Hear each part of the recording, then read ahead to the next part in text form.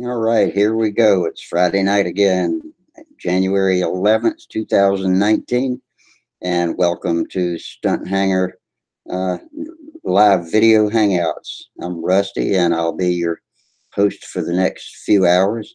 And the links are all in the usual place. The YouTube chat box is up, so if you go to the Stunt Hanger uh, YouTube homepage, then you can communicate with us via the chat box, and we'll try to incorporate your suggestions, questions, answers, or comments into the video chat. And for those of you who want to come in live, as usual, the link is in the at the bench thread on the Stunt Hanger Control Line Forums um, main page. Okay, the at the bench thread has a link to come into the video.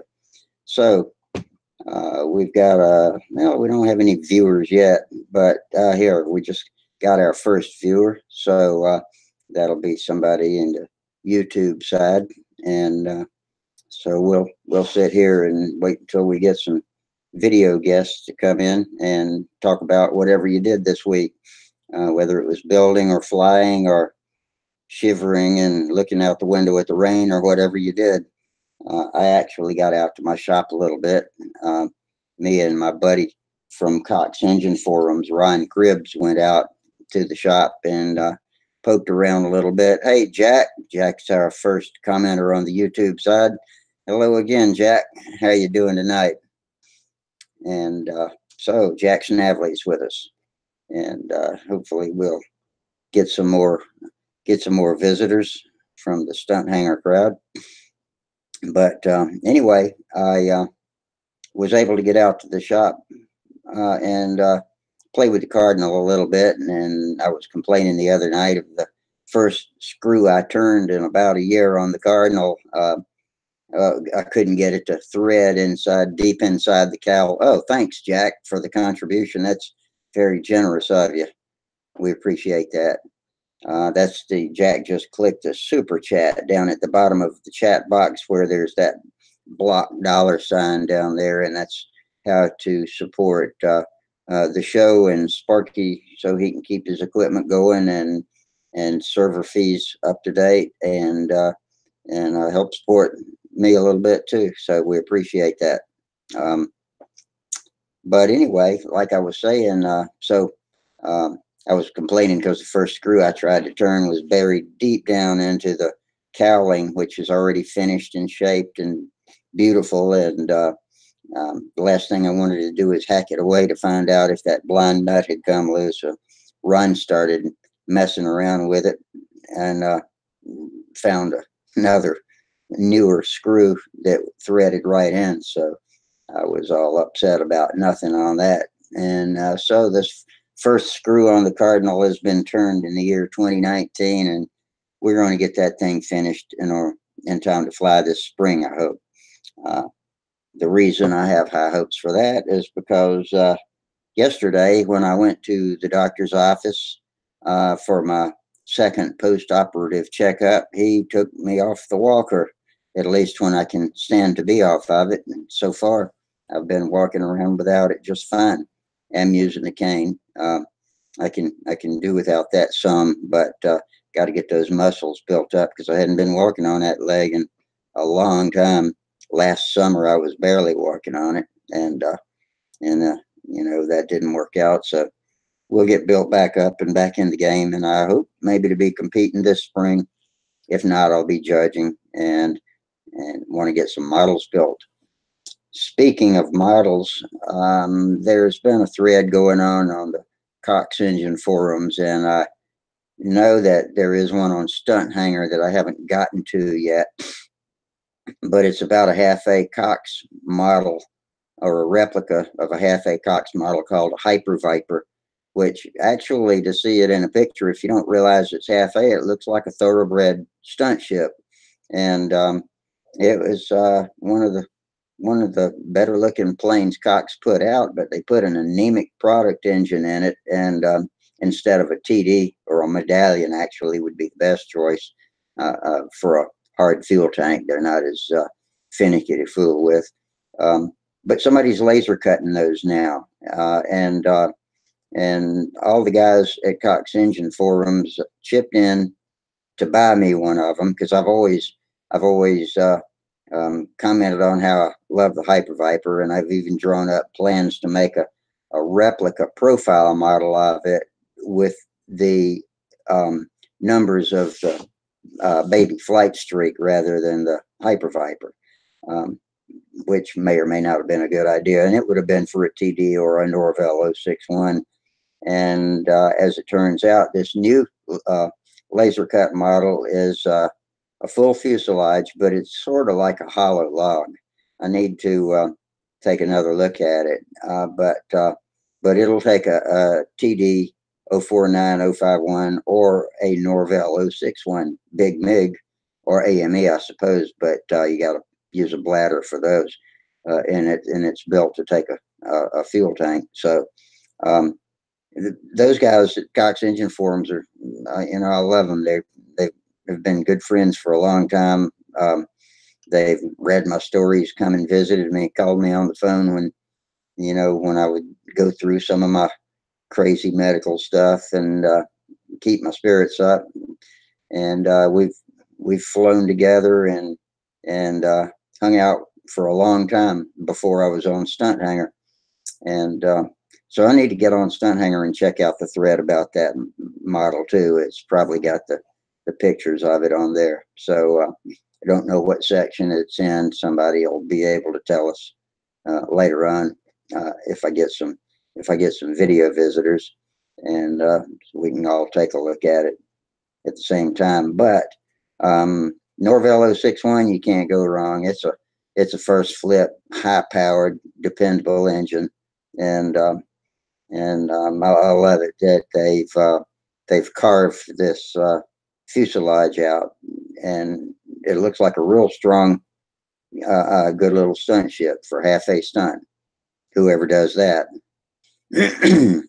But anyway, we got a couple of YouTube viewers out there. It's kind of slow Friday night here, so y'all come on in, go to the At the Bench thread and click in and chat with me, and I'll wait here till you do.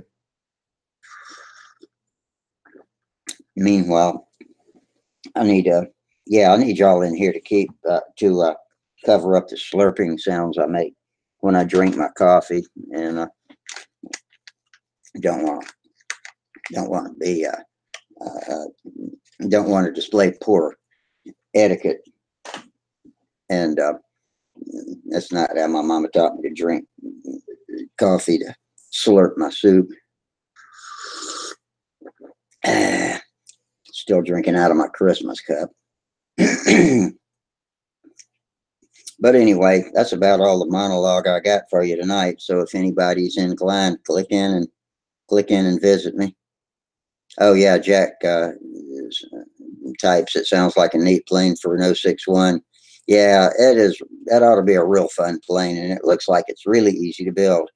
I think it's a short kit, so I think I'll probably have to supply all the lead outs and probably the bell crank and all the control system and all that. I don't have a problem with that. I got a drawer with enough control system stuff in it to last me a while, and so we can bend up the wires and glue that sucker together and get it out flying. I've got 3 Norvells. One of them runs well. 2 of them have gotten to where when you crank them, they fly a couple of laps and then gradually drag down and stall out. And I've been told that it's probably aluminum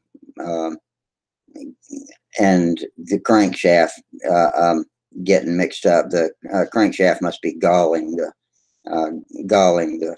bearing or the crank tube, and I need to chuck it in the drill press and hit it with some 600 grit paper and some oil, and just sand it down smooth again, and it should run. Both engines that do that follow the same pattern. When they get to the exact same temperature, they shut down. And I know that sounds like a lean run to you um, guys that run the bigger stunt engines. But with the bladder feed that I use on my Norvels, if you get a lean run, the engine heats up. When it slows down, fuel comes rushing in and cools everything off like it's a refrigerant. It is a refrigerant. And so the engine speeds right back up. So the worst thing you can have with an accidental lean run is a surging engine. It'll speed up and fly good until it gets hot and then slow down and lug, and fuel comes rushing in, cools it off, and back to high speed again. So it's a self-protecting cycle. It's a great thing about bladders on engines that run full bore, which is how we run half A's. You don't try to do a 4.2 brake with them. So, barring the lean run theory, the next best theory is that either the crankshaft is getting metal embedded or stuck to it and needs to be polished off, or else the nose might be uh, growing and pressing against the drive plate. But I don't see how that could possibly happen. I don't see how that could develop on a engine that's been run. It seems like something that you'd see on a new engine more than an old engine. So, and my engines have pretty good bit of hours on them. I got one 061 Norvel 061 that'll turn. Well, this is a big MiG we're talking about. It'll turn right at 30,000 RPMs, which is pretty good for a big MiG with a 4.75 inch prop on it, I think, or maybe a 5-inch prop. I forget. It's been a long time since I tested. Looks like Charles is coming in. Hey, Charles. Charles Carter, ladies and gentlemen. How you doing tonight, buddy? Doing well. How you doing, Rusty? Oh, pretty good. I'm gonna turn on, now that you're here, I'm gonna turn on my anti-troll controls. Boom, there we go. Protect us, and hopefully that'll work. The other night I had to keep turning it off, but because people would uh, get kicked out by accident, something about the network, and then we got all confused trying to let them back in between the network kicking them out and me having my protections turned on. It was kind of maddening, and that was that was Monday night, wasn't it? Hey, Yes. David Phelps is here. Hey, David, glad to see you tonight. It's been a couple of shows since you've been on, I think, lately. But what you been doing, Charles? Oh, I went flying this morning. I put about 5 flights up, and the vector is flying pretty good. I still see. I want to adjust it a little bit more, but it's flying good enough now that I can actually, work on me. You know. Yeah. The other night when you were working on it so hard, um, I don't remember if that was Monday night or the previous Friday, but This Friday. yeah. But you were talking about what you were doing to it, but I was busy messing around on the keyboard, looking up YouTube posters and stuff like that, and I didn't really catch exactly what you were talking about. But you were talking about adjusting your elevator to flat, not ratio, but position in relation to each other. Is that right? Actually, I tried that before. That wasn't working for me. What I actually was adjusting was the push rod from the bell crank to the flap horn. Oh, okay. I know that a lot of people have never had to do that, and I understand why they haven't had to do that. But what happened to me was when I put this plane together, I didn't realize the bell crank was like a V shape bell crank. It looks like, so in other words, it's kind of a slight V. And so when unbeknownst to me, because this was an ARF, so the center section is covered, right? Yeah. And so the part of the bell crank that I saw is course straight. So I just assumed that the rest of it was in line with that. So when I put the bell crank into what I would assume to be neutral, thinking it was a straight line, but when in fact it's actually a V. So you can see how I actually inadvertently put the bell crank in wrong. And so all the other stuff I tried to do to correct the characteristic of it turning quicker on outsides to insides wasn't working. Whether I adjusted the elevator, the flap, all the stuff that people have told me to try. And it wasn't until recently, actually, it wasn't until after we ended the Google Hangout last Friday that I realized, wow, this bell crank is actually in the shape of a V. I thought it was a straight line. Yeah. So I'm having to lengthen the push rod from the bell crank to the flap horn to equalize its turning uh, results. So it's getting very, very close. Before it was very frustrating because I would be doing a horizontal eight, for example, and then when you go to the outside portion of the eight, I'm thinking I'm going to come down to the deck but it would finish the maneuver before I was ready, and it 12 would, feet high, something like yeah, that. exactly, and it was like I was like, I know it wasn't me. I know people would argue with it that that was me, but You've flown enough planes to realize when you're giving it the same input to fly the same distance off the deck. So, exactly, yeah. exactly. So it was very frustrating trying to get it right, but I'm beginning to see some fruit from my efforts. A lot of flights, a lot of trying stuff didn't work. I even had consulted Bob Hunt one time, consulted uh, Ted Fancher, and one of the first questions they'd asked me was the bell crank straight? Was the bell crank parallel to the ribs? And my course, I would say Yeah. yeah, because I thought it was. And it wasn't until recently I discovered that bell crank. Hate to keep repeating myself, but is in a V shape, and so it's very close. But I was flying it today, and I actually was watching some videos. I have 5 videos I took today. And of course, the camera is not in the exact right position. I mean, it's kind of canted off to the left, so it's not perfect view. But I could still see, especially on the vertical eight. It's really difficult for me to hit that intersection on the vertical eight. The top part, when I try to terminate that part round, it's much higher than when I do the bottom round of the vertical eight. And so I'm gonna this weekend I probably will open it up a few more rotations and see what happens. Hope I don't run out of push rod, but I'm hoping to get a few more rotations on that ball link. So, is this the plane you're taking into the upcoming season? Is your flagship? No, I think that's going to be my Pathfinder.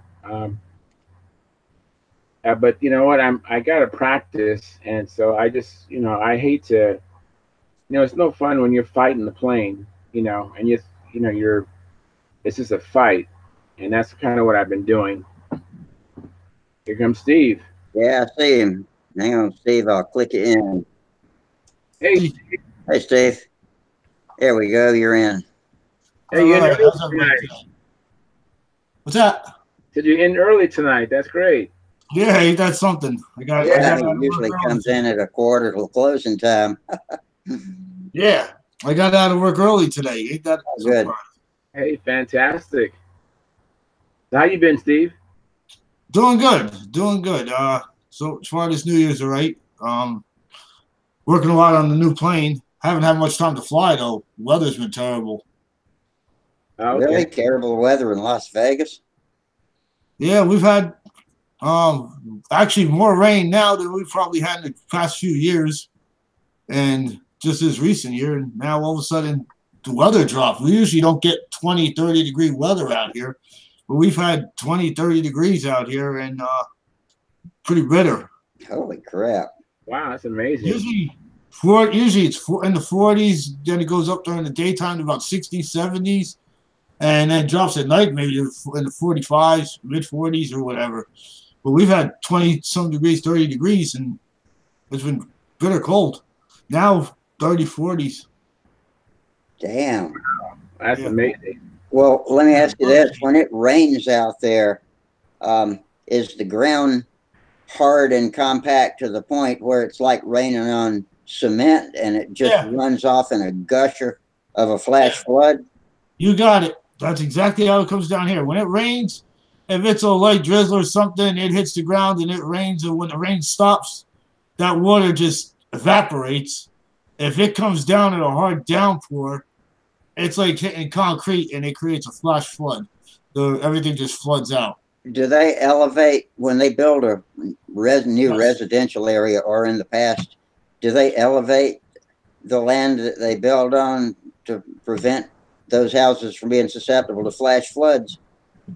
Because I know that rain always is historically caused flash floods out there. Well, what they did happen, they didn't elevate the houses off the land or anything to prevent that from happening. So they're ground level the way the homes are.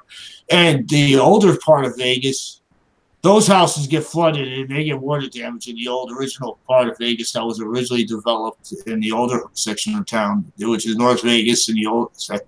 They get flash floods and the houses get flooded out there. Yeah. What they did more around this area and the newer areas is they did create a form of storm drain that would take the water out into a storm drain line, and then it goes out to a water basin. Oh, very cool. So the water would go out.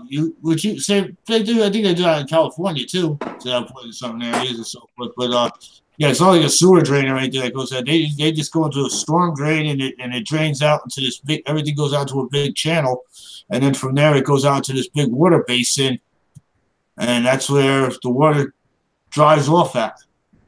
So they try to get out there.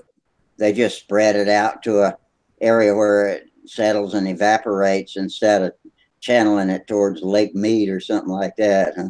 Yeah, well, that would be a great idea if they could figure out how to channel it to Lake Mead, because that's dry. That's getting dry. Oh, really? Lake Mead is getting really bone dry. Hey, Tryon. And the thing about that is hey, how we doing today? The thing about that is they're building a lot more out here. They're making a lot more development out here. So the community is becoming a lot bigger. It's about twice the size it is now than when I first moved out here, as far as the community and the amount of people that are out here and the housing that's been developed. But the cultural supply is not there. How deep are wells out there? Can y'all drill wells out there? No, they don't do no drilling out here for wells. Wow. There's nothing to drill out here for wells.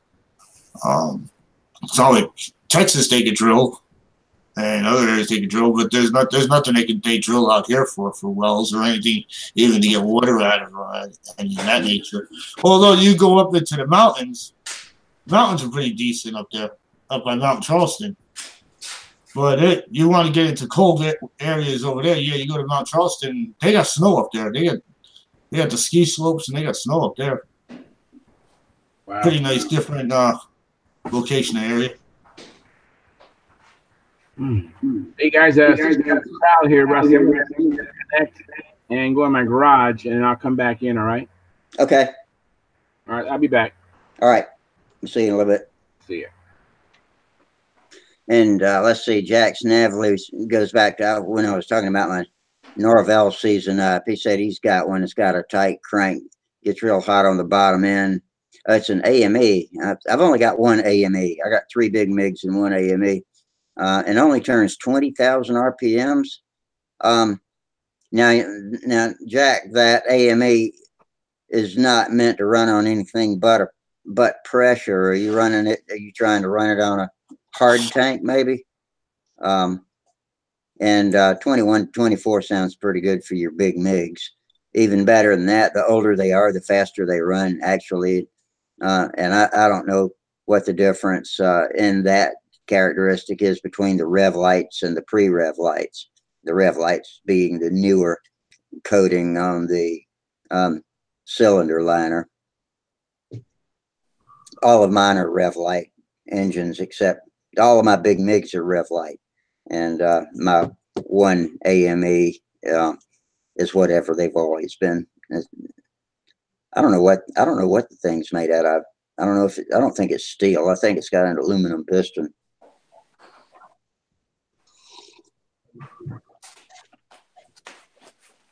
Do you do any half-A stuff, Steve? Yeah, guys out here, they like to do half-A. Our club is more designed like a sportsman fun club. So they get into a lot of the half-A stuff as far as the regular fun flying airplanes and so forth. But they like to get into the half-A racing or half-A Yeah. combat airplanes and stuff like that to that nature. So I was never big on the half-A's, but these guys like to do that. So I got about maybe 10 of them Yeah. hanging. They're fun if you get a really high performance one. Yeah. The other night we were talking about somebody laser cutting a replica of a Cox Hyper Viper that's posted on.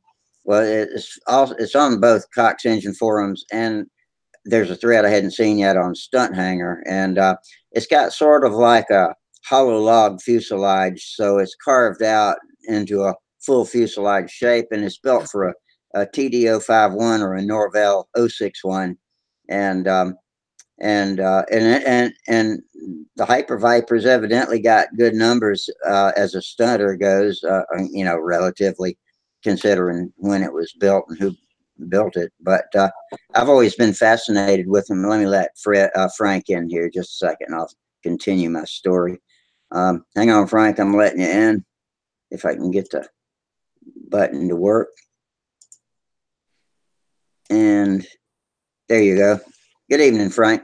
Good evening. How's everybody doing tonight? We're pretty good. But anyway, these guys on Cox Engine forums chipped in, since I've always been fascinated with Hyper Vipers, even drew up plans to make a faux Hyper Viper profile with Flight Street, baby Flight Street numbers, but never got around to building it. I used to show the picture around all the time of my plans, but they chipped in and bought me one of these new kits, and it should be here in a three weeks or so. And Mike Lionsky's here, and so I thank all those guys. I wrote a thread last night. Hang on, Mike, I'll have you in just a second. But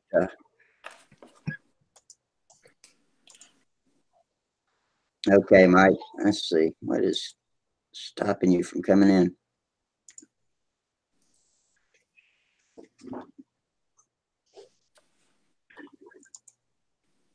All right, this click's gonna do it. There we go. Having trouble. Anyway, Mike's one of the guys from Cox Engine forums. But anyway, I'm gonna thank those guys again for chipping in and buying me that model.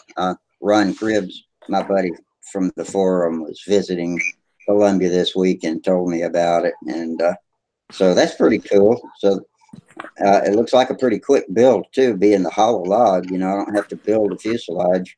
Just got the Hyper Viper, Rusty. Yeah, that laser cut Hyper Viper kit. Nice. I never did see the original thread on Cox Engines forums, but the guys chipped in and bought me one of those new kits. Awesome. So I think that's amazing. I posted a thread thanking everybody, or I posted in that thread thanking everybody. The original thread's gone. Yeah, it'll take a Norville 061, no problem. That's what's going to be on it. No doubt about it. I got three big MiGs and one AME. I'll put a big MiG on it. I fly a combat ship with a half-A. I don't know what kind of half-A motor he had on it, but that thing was so fast, I could barely keep up with it. I was like, how do you fly this and do combat at the same time? I mean, I can barely keep up with it and fly it.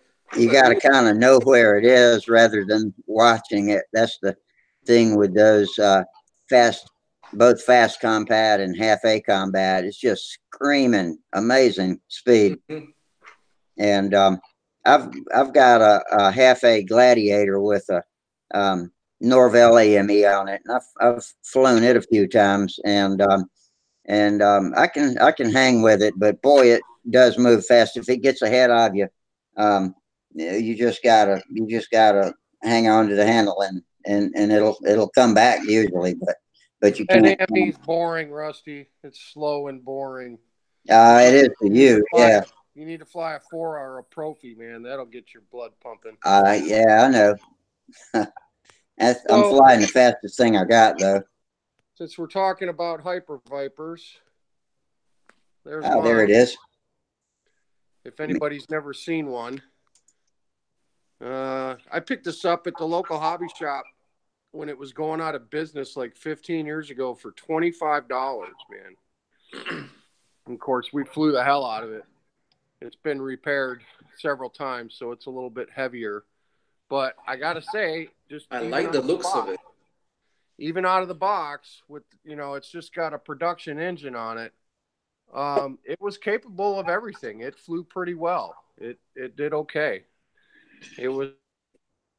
It looks like a thoroughbred stunter. You know, I mean, it's a great looking plane. It flew probably a little bit better than the Super Stunner and the ME 109, I would say. But all in all, for one of the last things that Cox ever put out, it was a pretty decent airplane, So, but yeah, the balsa version should be even better. You ought to be able to get it lighter. Yep. And with a Norville in there, an 061, I think it's going to be a very competent stunt plane. Yeah, I think it's supposed to be sub less than 8 ounces, fully built, from what I read. Yeah, I'm guessing this is probably. That's probably 14 or 13, something like that. 14, yeah, it's probably 14. I could weigh it real quick, but yeah, it's heavy because it is a solid foam wing. It's solid. It's not hollow. But this one's been through the mill. It's we snapped the wing off it, and but it was pretty decent flying little plane. It's going on eBay. I'm cleaning house of the Cox models. See, Chris wants to know what the wingspan on that is. Do you got a ruler handy? I do, and if you hold on 1 second, I will tell. I built a half a plane a while ago, and I just want to have a good half a plane that's gonna fly well. And I ended up making a I-beam wing for it, and turned out real nice. Overall, it was a good flying plane. I love half A. If you get a good, dependable, high performance engine, if you ain't smiling when you finish a half A flight, then you're doing something wrong, because they're a blast. I don't care for half A's. I just have fun with them because the other guys like flying them, but they can be a pain in the neck. They can have their line of fun with them, but they're also a pain. The reed valve engines certainly are a pain, but if you get a front induction engine that's just a small version of what we fly on our stunters, then they're just as dependable as that. You can crank them on the first flip every time. And on a bladder, it makes a big difference if you put them on bladders too. I use that half-A starter, and I get them things kicked, and you flood the heck out of them, and you get them going. Those ones with the reed valves, they seem to work that way, but still a pain in the neck. But you can have fun with them. Yeah.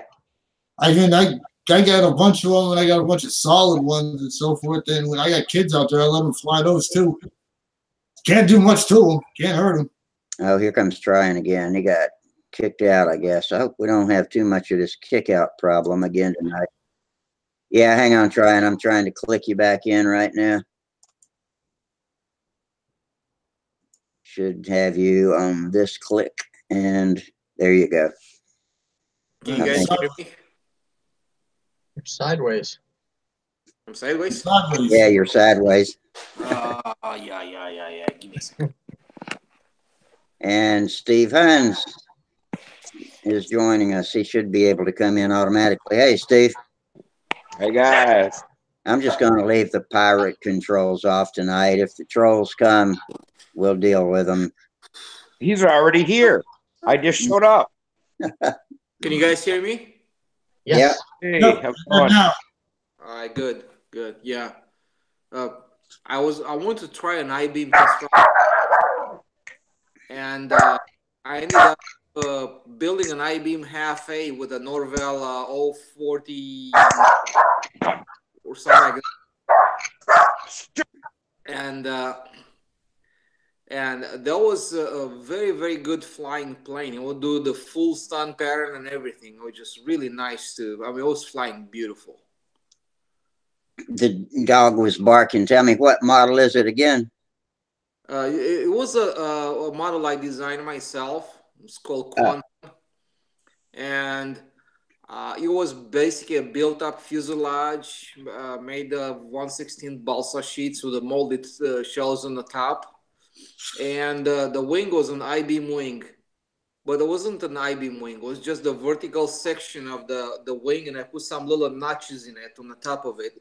And Kind of like on a... went inside the notches. That I was like that. Yeah, that's good. The ribs just slide right onto it, and I think that's a good strong way to mount them up. Yes, and I had the 1/16 torsion wires for the landing gear, and the landing gear was built into the wings. It's like I was pretty close to what Billy Warwich was showing in his videos on how to build an I-beam wing. Mm-hmm. And I just wanted to try to see how is it gonna pan out. And actually, they offered at the Nats half A for the first time in I think it's 97 or 98 or something like that. And I participated in the first Nats with that little I-beam wing half A plane. And I won the Nats. I took first place with it. I mean, it flew well. It flew great. I mean, that was a good flying plane. I was flying on huge lines, I think on 40 feet lines or something like that. That's about right. I fly mine on 40 or 42 sometimes. I've even gone 45. Yeah. On some of the faster ones. Uh-huh. And the wing, I mean, the nose was so rigid, I could run the motor a little bit rich, and it would even 2/4 brake a little bit for me. Really? But yeah. it would do a little bit of that. You can get them to do it sometimes if you get it just right. Yeah, you need a very rigid nose for them. If you have a good rigid nose, it's fine. Yeah. So from what I remember, it was 1/16 balsa sheets on the sides and 1/64 doublers for the fuselage doublers. Yeah.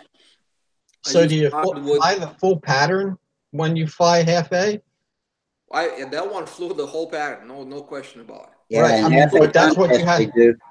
They fly the full at the pattern. Nationals, that's what they required? Yes, at the Nats where they fly a whole pattern. Gotcha. So how much, because it's running so much faster, how long does it take basically to get the pattern in?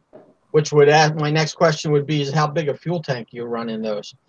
I don't know. I was flying kind of slowish. It was still around 5-second lap time.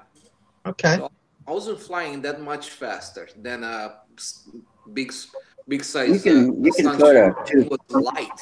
You can put a 2-pitch prop on it, something like a 6.2, and get them tamed down to a pretty reasonable speed.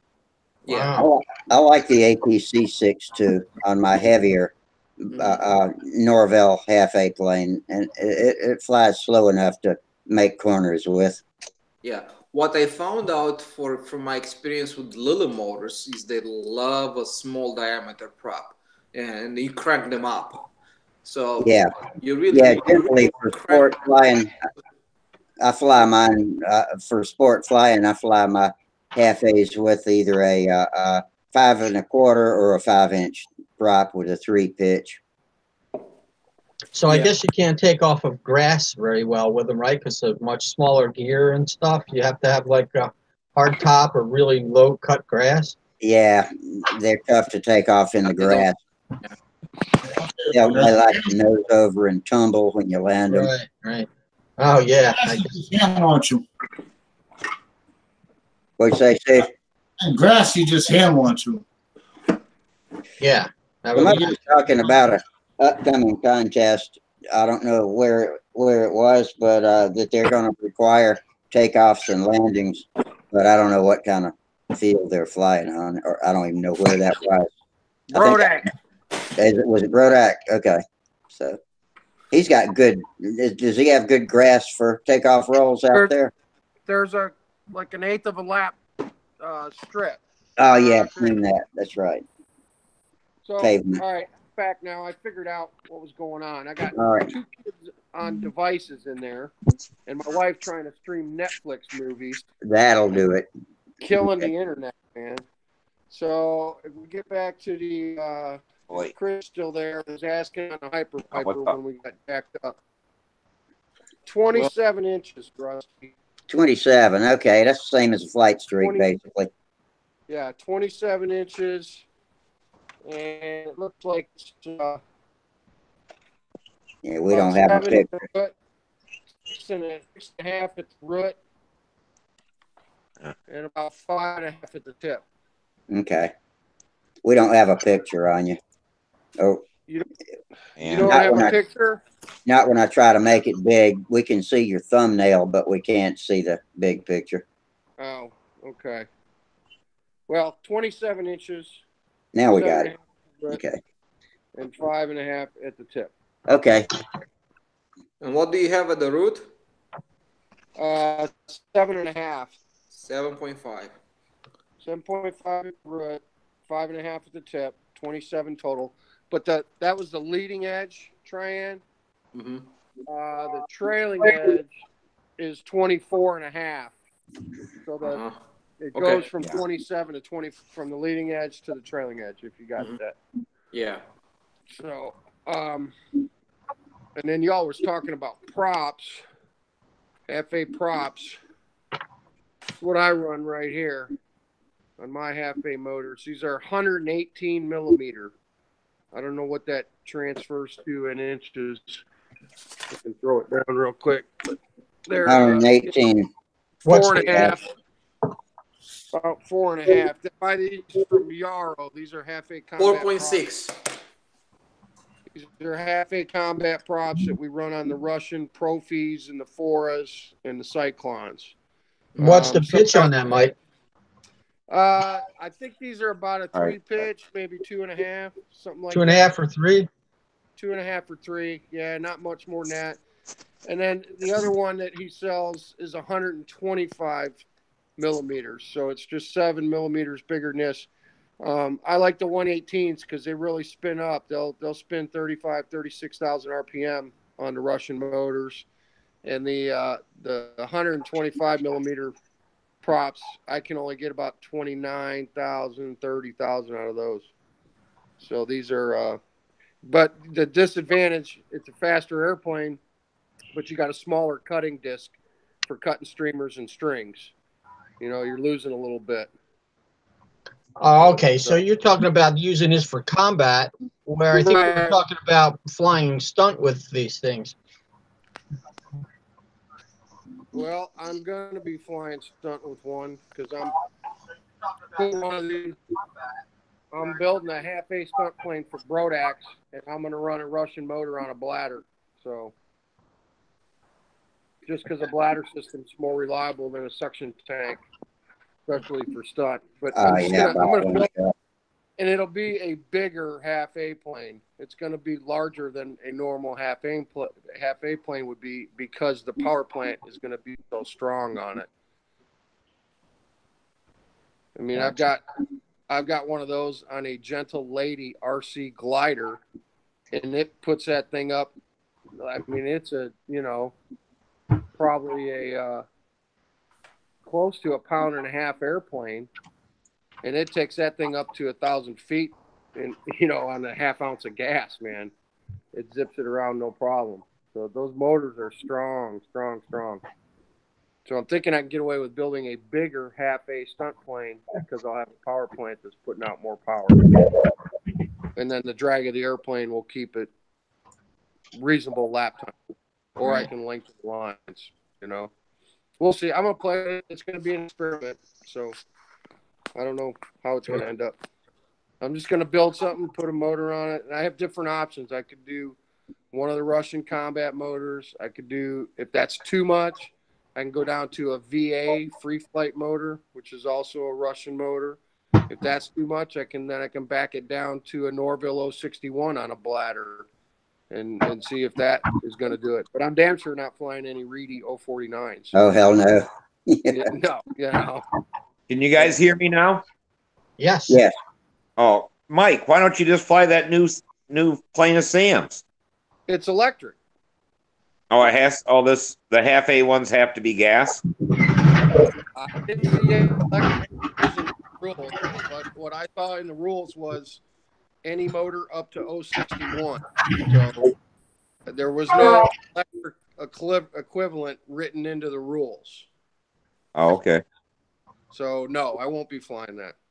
Hell, Sam's going to break that damn thing before we even get to Brodax. He'll have that thing tore up, man. You need to build another one like it and put a 61 on it. That way, as good as that thing flies. Well, that's kind of my thought, Steve. I'm going to build something very similar to that. Maybe not quite with a 48-inch wingspan, though. That's got a 4-foot wingspan on it. Yeah, I know, but I've seen how it flew in your video. Yeah, I know, but I don't know if 61 is going to haul that thing around. The electric one came all in at 16 ounces total for everything. That's with the battery. Yeah, I don't see why a 16-ounce airplane, a 61 Norvell, wouldn't just haul that as a stunt plane really nice. Yeah. I mean, I'm doing the same design, basically, probably a little less wingspan, but same cores, same kind of fuselage and tail, same setup, but it's going to be on a bladder with, like I said, either a 61, a VA, or one of my Profis, something like that. But I want to run the bladder, number one, so I can get the full. I don't have to do this because they're doing like one lap between maneuvers is the rules.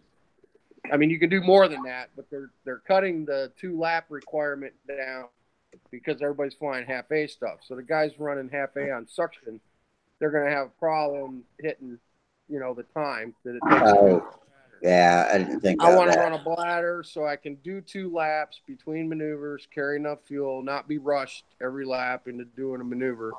And it'll just be a more consistent engine run. Rusty, you know Yeah, that, man. you always know exactly how much fuel to put in it. You don't have to screw with the needle valve. Just flip and go with a bladder. Run it WFO and figure out how much fuel you need to do the pattern, Yep.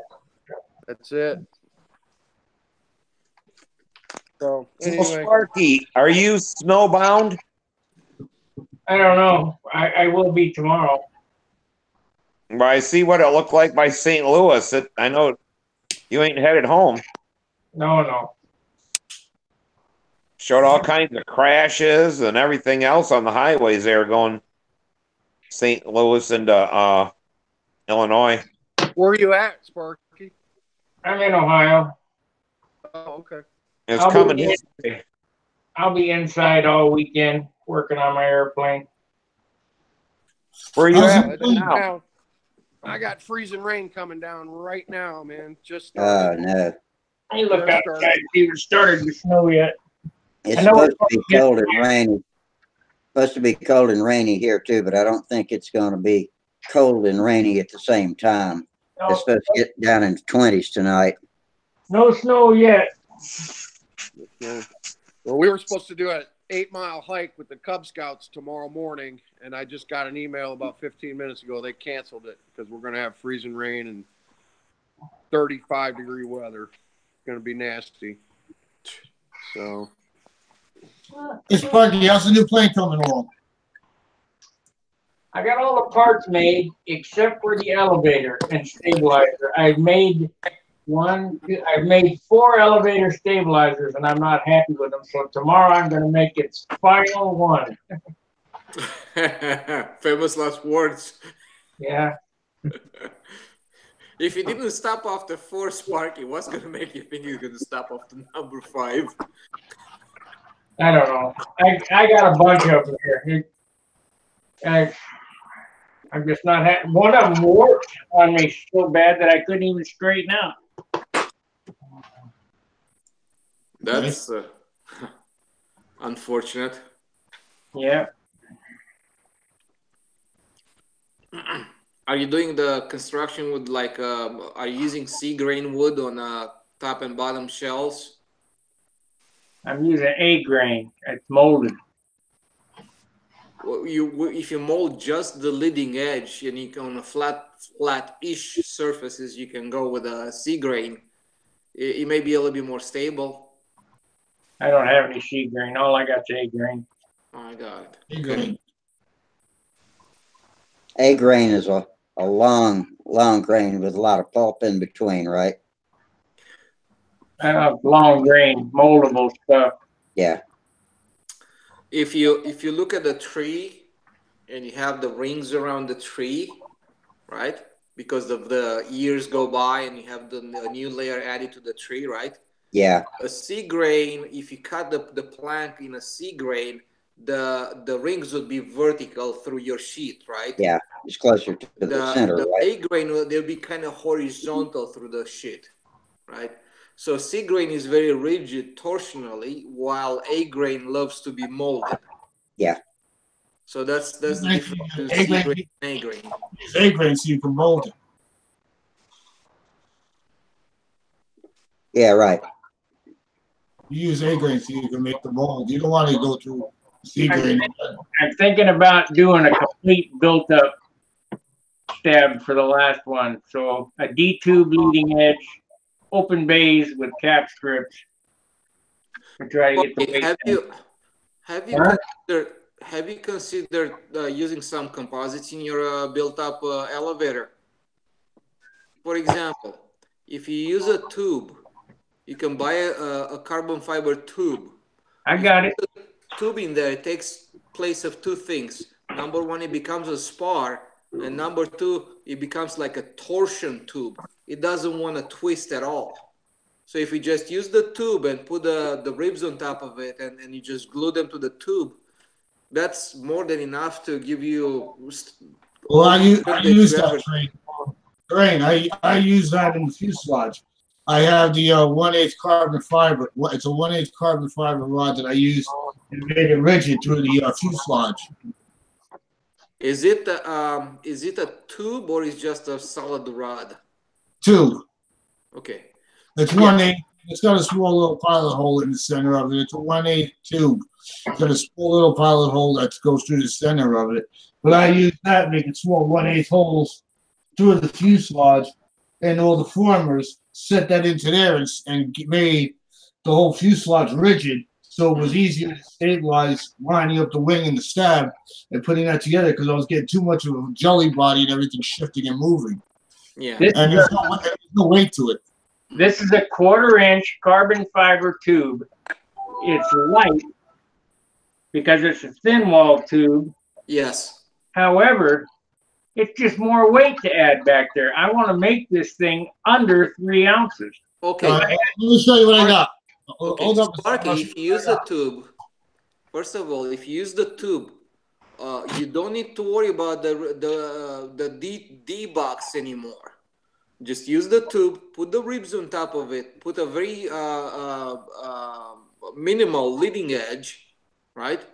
And a trailing edge, the same. Use the tube for torsion and a spar. And that's all you do. It's going to be light.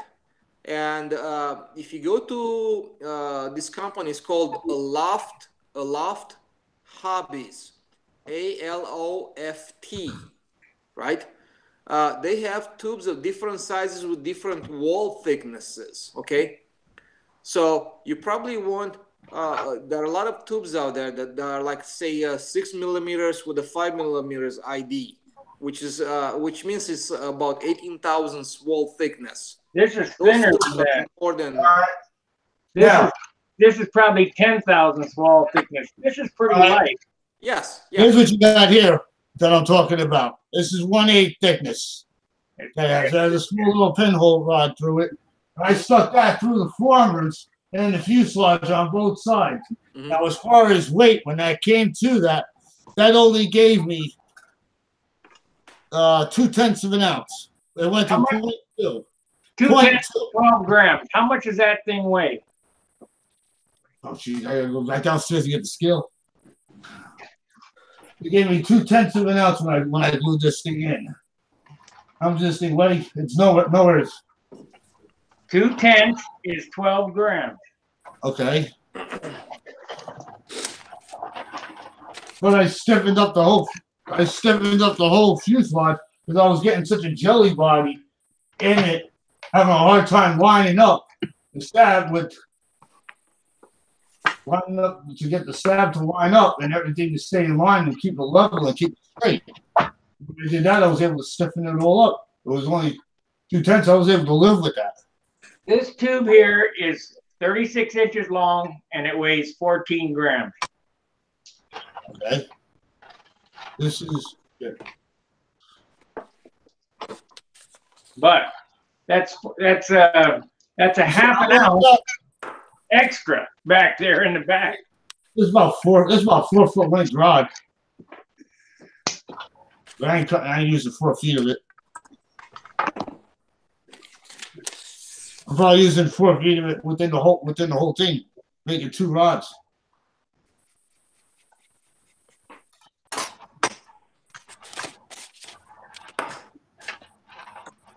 But that's what I went to with this, as far as that was concerned. I know what you're talking about, Doran. Something like this would work out. You have the tube in the center, and have the ribs. Put a very thin wall trailing edge, maybe 1/16 or 3/32, and mold the leading edge and put some cap strips on top of it. That's all you need. It's gonna be very strong torsionally, and this doesn't weigh much.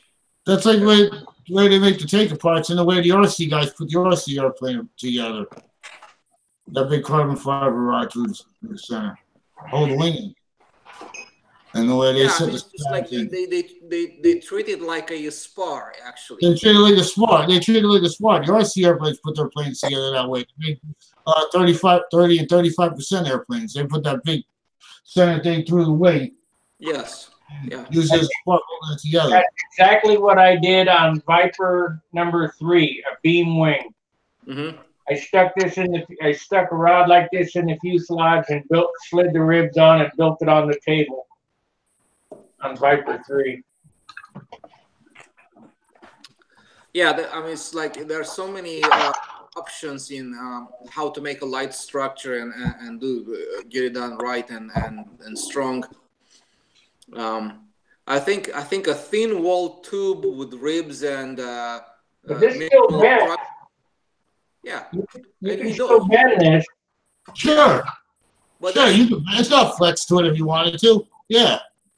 Well, listen, you don't care if the elevator flexes. You don't want the wing to flex. On the other hand, that wing ain't flex. Stabilizer to flex either.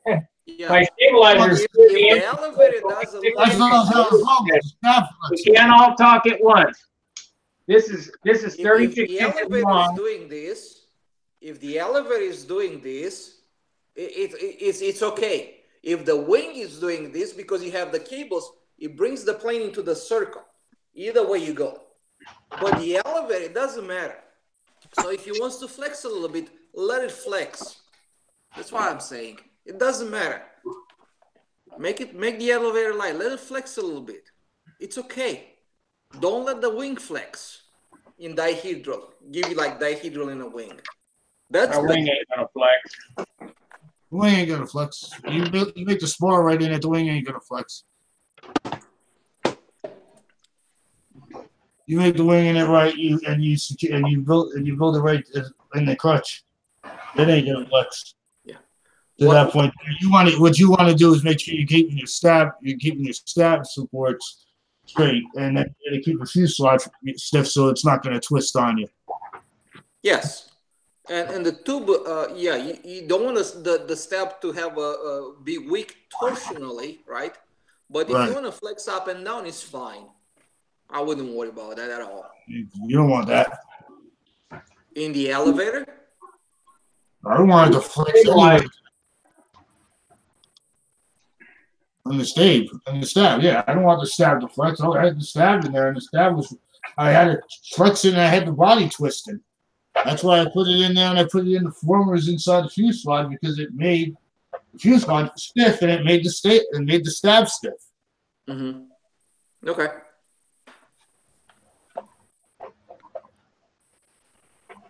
I'll spend all day making another stab for this thing.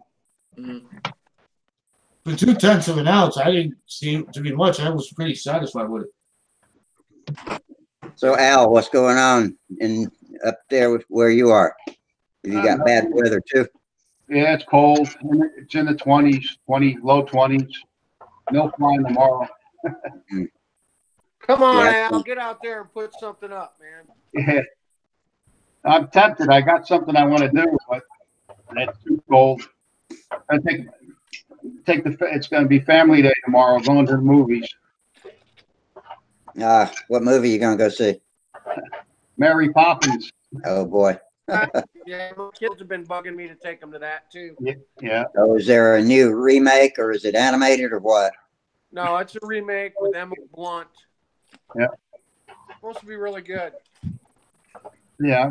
I'm taking my handicapped son. He likes that stuff. All right, cool. So, Hey, guys, man, if you don't mind, I want to say something.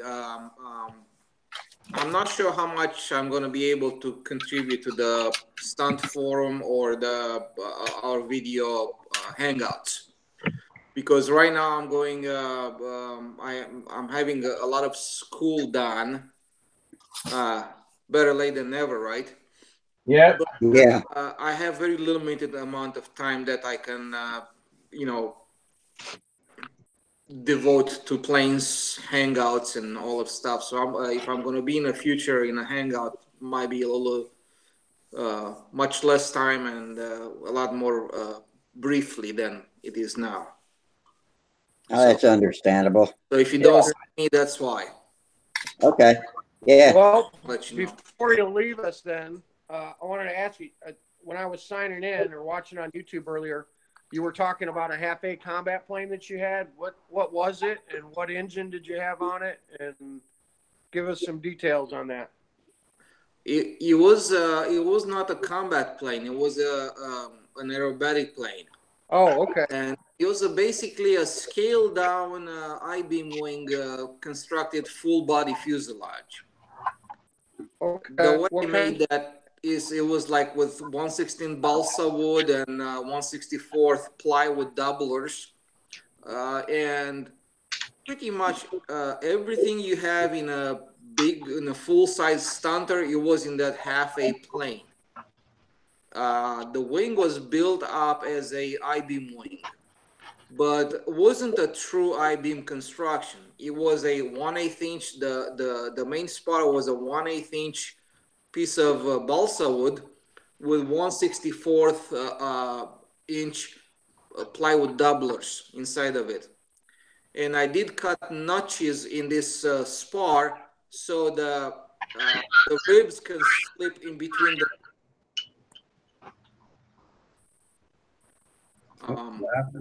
So that's all I have to say about that. What engine were you running? I didn't hear that. What engine were you running on it?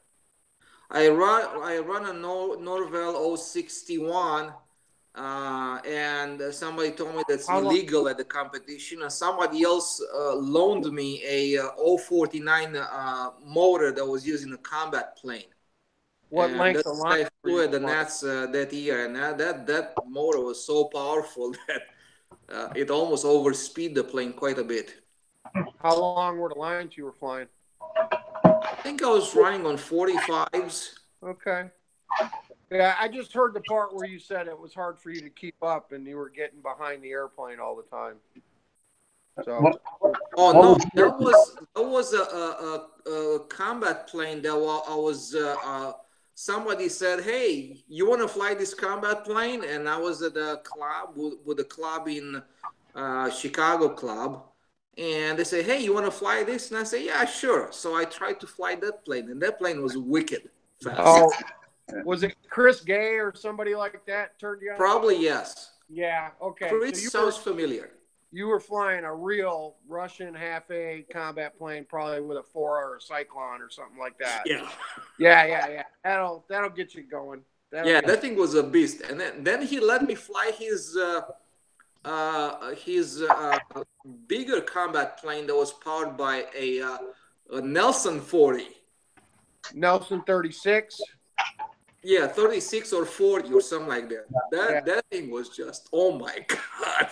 Yeah, so that was fast combat plane. That was probably cooking 125 or so. Yes. That was a beast. Perhaps the What was most the exciting engine? flying I ever did in my whole life. What was the engine you let you? What was the 049 that had a lot of power? I did use the Norvell 049. Oh, the Norvell also? Okay. Yes. I've never flown a 049 Norvell. I wonder how much difference there is between the 061 and the 049. There is a little bit of difference between them. In particular, 049, the way I got that one to run halfway decent, it was I was using a small diameter prop on it. I think I was using a 4-inch prop on it. Yeah. Oh, wow. Yeah. I was using a very, very small diameter prop on it, and I was cranking it to the maximum.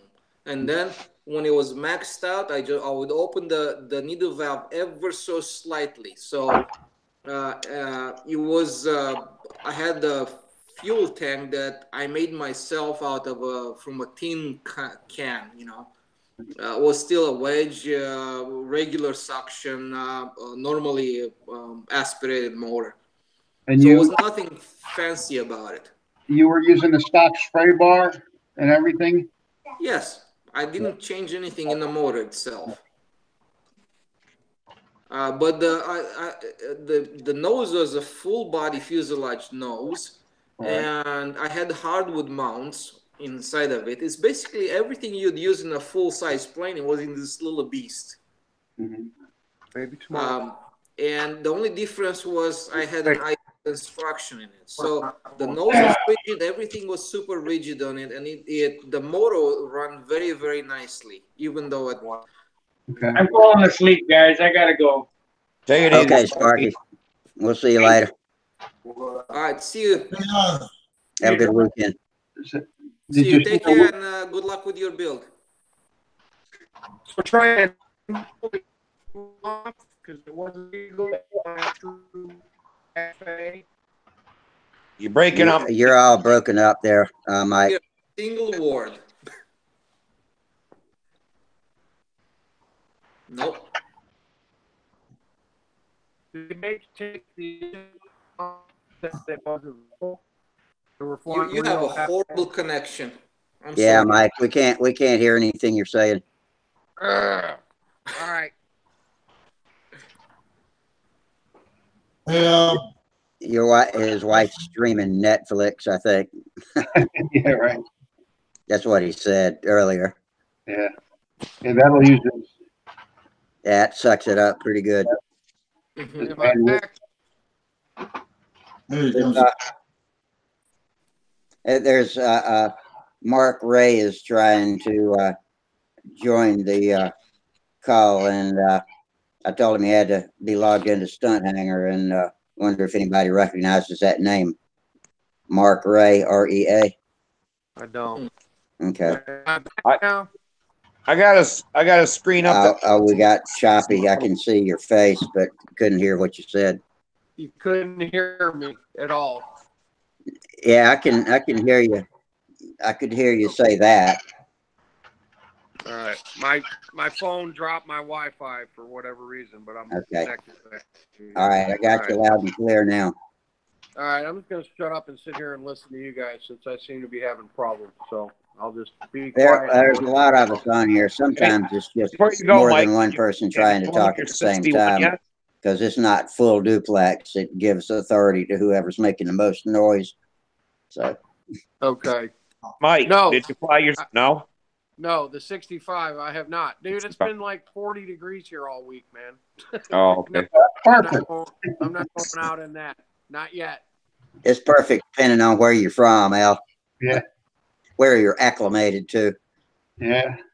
As long as it's under 10-mile-an-hour wind and it's in the 40 degrees, we're out there. I hear you, man. I hear you. Yeah, but you got flying buddies. You got like helpers Yeah. and stuff. I don't have any helpers. If I Oh, go, yeah. it's just Yeah, me. right. So that Yeah. makes it a little bit harder. That's, So, that's our church. That's what we do on a Sunday. yeah. Does anyone else have Al's picture? That's a noble pursuit. Worship the gods of control line. Does anyone else have Al's picture? I do. I got everybody. I got everything. I only got a picture So of a. trying, you say you going back to school and going to be busy with, is that what you were telling us? Yes.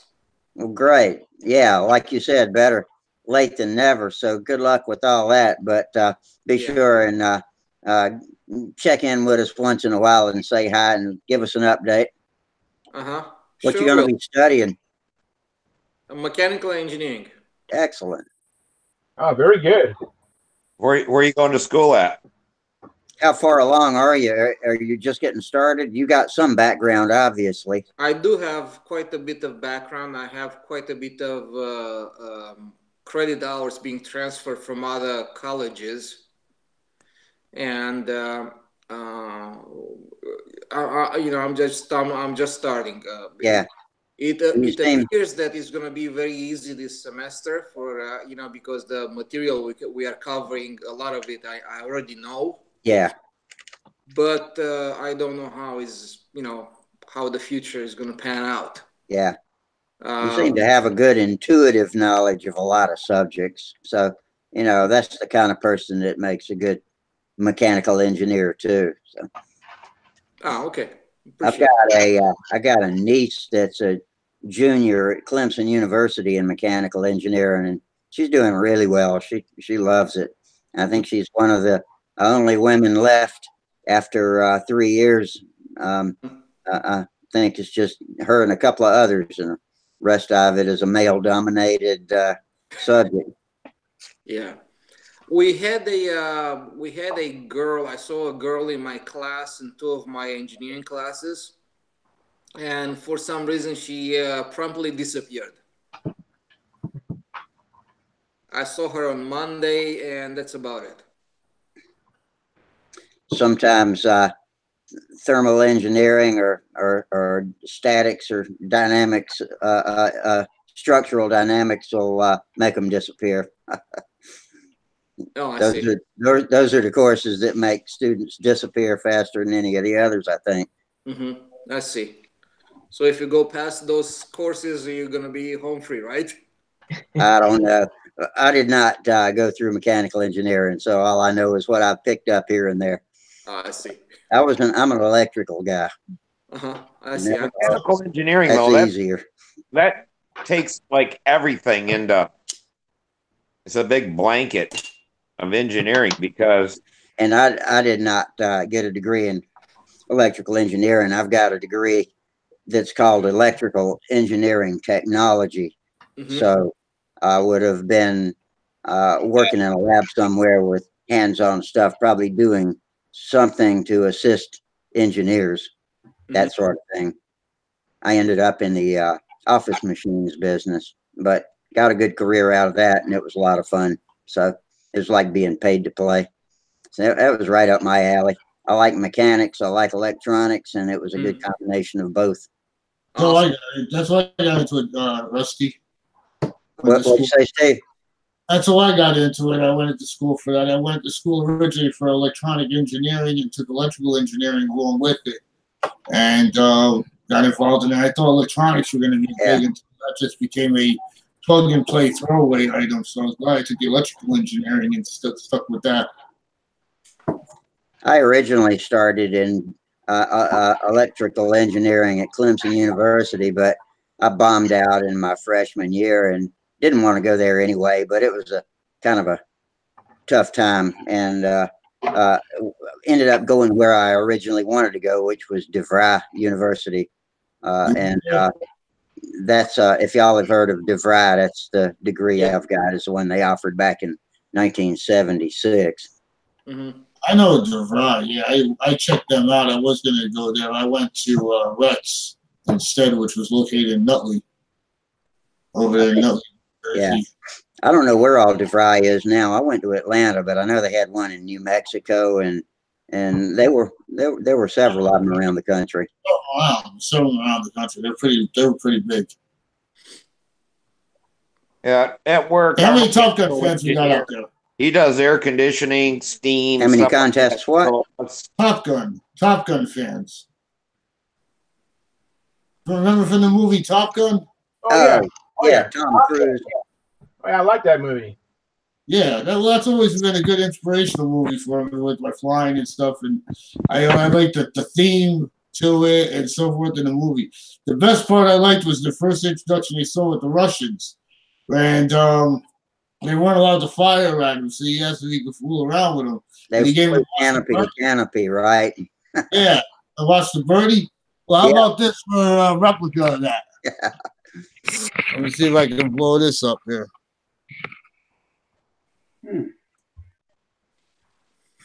Yeah, that was a good movie. Well, the scene was obviously fake as fake can be because you cannot be that canopy to canopy that close. You know, I mean, the rudders would be. How about that for a pilot? Oh, love it! Yeah. Oh, Awesome. very cool. Very cool. You know, a lot of that film, Top Gun was.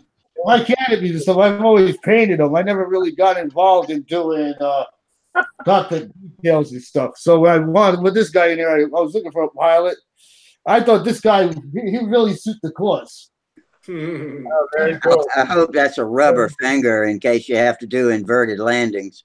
Oh, I got this purposely for inverted. So when I go past the judges, watch the birdie. That is a nice pilot you got over there. Love like it. him.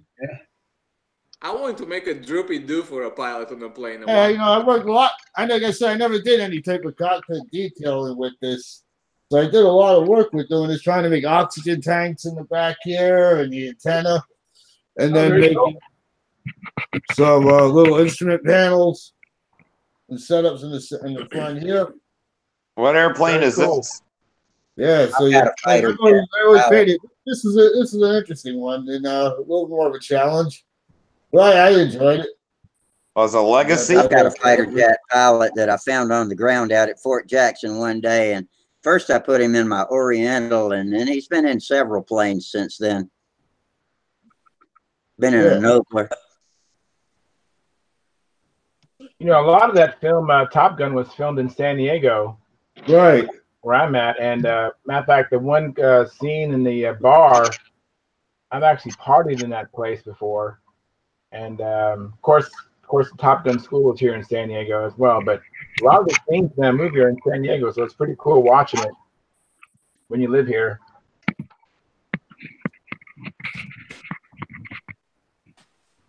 Really get some different angles of it in there. How big of a canopy is that going to take to cover all that up? Oh, I got it came with it. It's one of the geez, I kind of cut it down. The plan said you could use a SIG canopy for it. I think that's what they sent you with it. Or they made this other one, and you cut it down to that point because they've got the additional scoop that sits in the back over here. The additional scoop that sits in the back over here to hold onto the canopy to the fuse. Okay. So like a 10-inch canopy we're talking about, or 12-inch, or what? Well, yeah, about 12-inch starts at. Okay.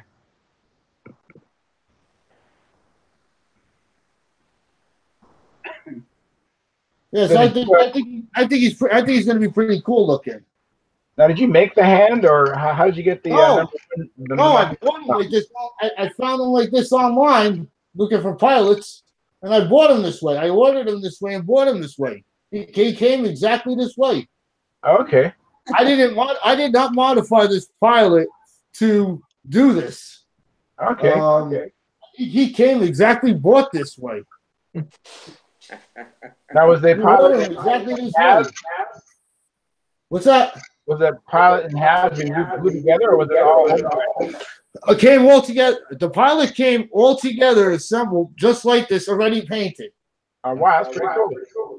It came already painted. I just had to shave him down a little bit and to get him to fit in there correctly. He was a little bit taller, a little higher than I wanted to, so I looked at his arm, where his elbow is, and seeing how much I could get out of him to that point there, and shaved him down so I could get him to fit in here properly. Otherwise, he was too tall. He was gonna sit too high. I was already having him with issues. I couldn't fit the canopy top on there, so I had to find a way to keep shaving it down. So I took an eighth at a time, and then I just kept shaving them down and shaving them down. I got it to fit in there. Now I got them in there nice and snug. Very cool. But yeah, he comes already finished and painted and all said and done, just like that. Did you happen by chance to weigh him? Weigh him? Yeah, when they come like this, he was a little more than a half an ounce. Okay. He was a little bit more than a half ounce. I think about it's about 0.6, 0.65, 0.66 or something like that. A little more than a half ounce.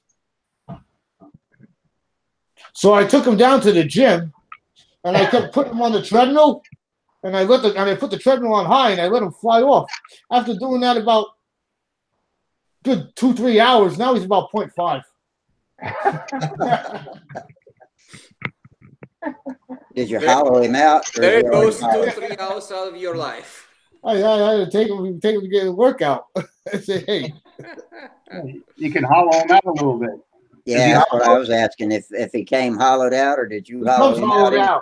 Yeah, he comes hollowed out. He comes hollowed out in the inside. It's all hollowed out in there. I went and got inside it a little bit more and chipped away a little bit more at it inside, hollowed it out a little bit more there, because when I started to shave it down at the bottom and I found there was a little bit more wall meat to him, I got inside him and pulled a little bit out of him to that point without breaking the walls to the guy and thinning him out.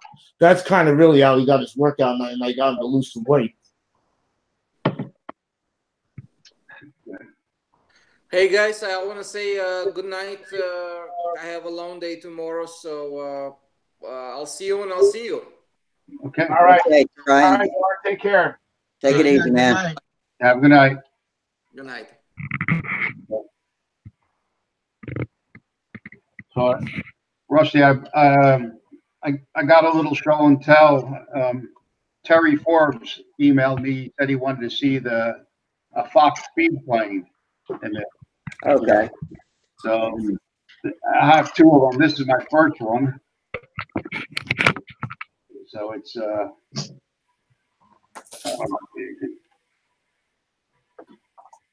Oh wow. yeah. So this was my first attempt at one. Is that solid lines you got there? Yep. Yeah. Solid lines. No clips. Yeah. And it's it's like a retro, Fox speed plane. And I had this has a high wing, which actually hurts the fuel tank because it's not pressure, it's siphon. So with the high wing, the tank's mounted lower, so it hurts the performance. But I did get this one up to 107 from a dead stop. Wow. With the Fox engine in it, this is, again, that's the first attempt, and I have like aluminum pan on it to get out, mount the engine and access the tank. So that was the first one. And then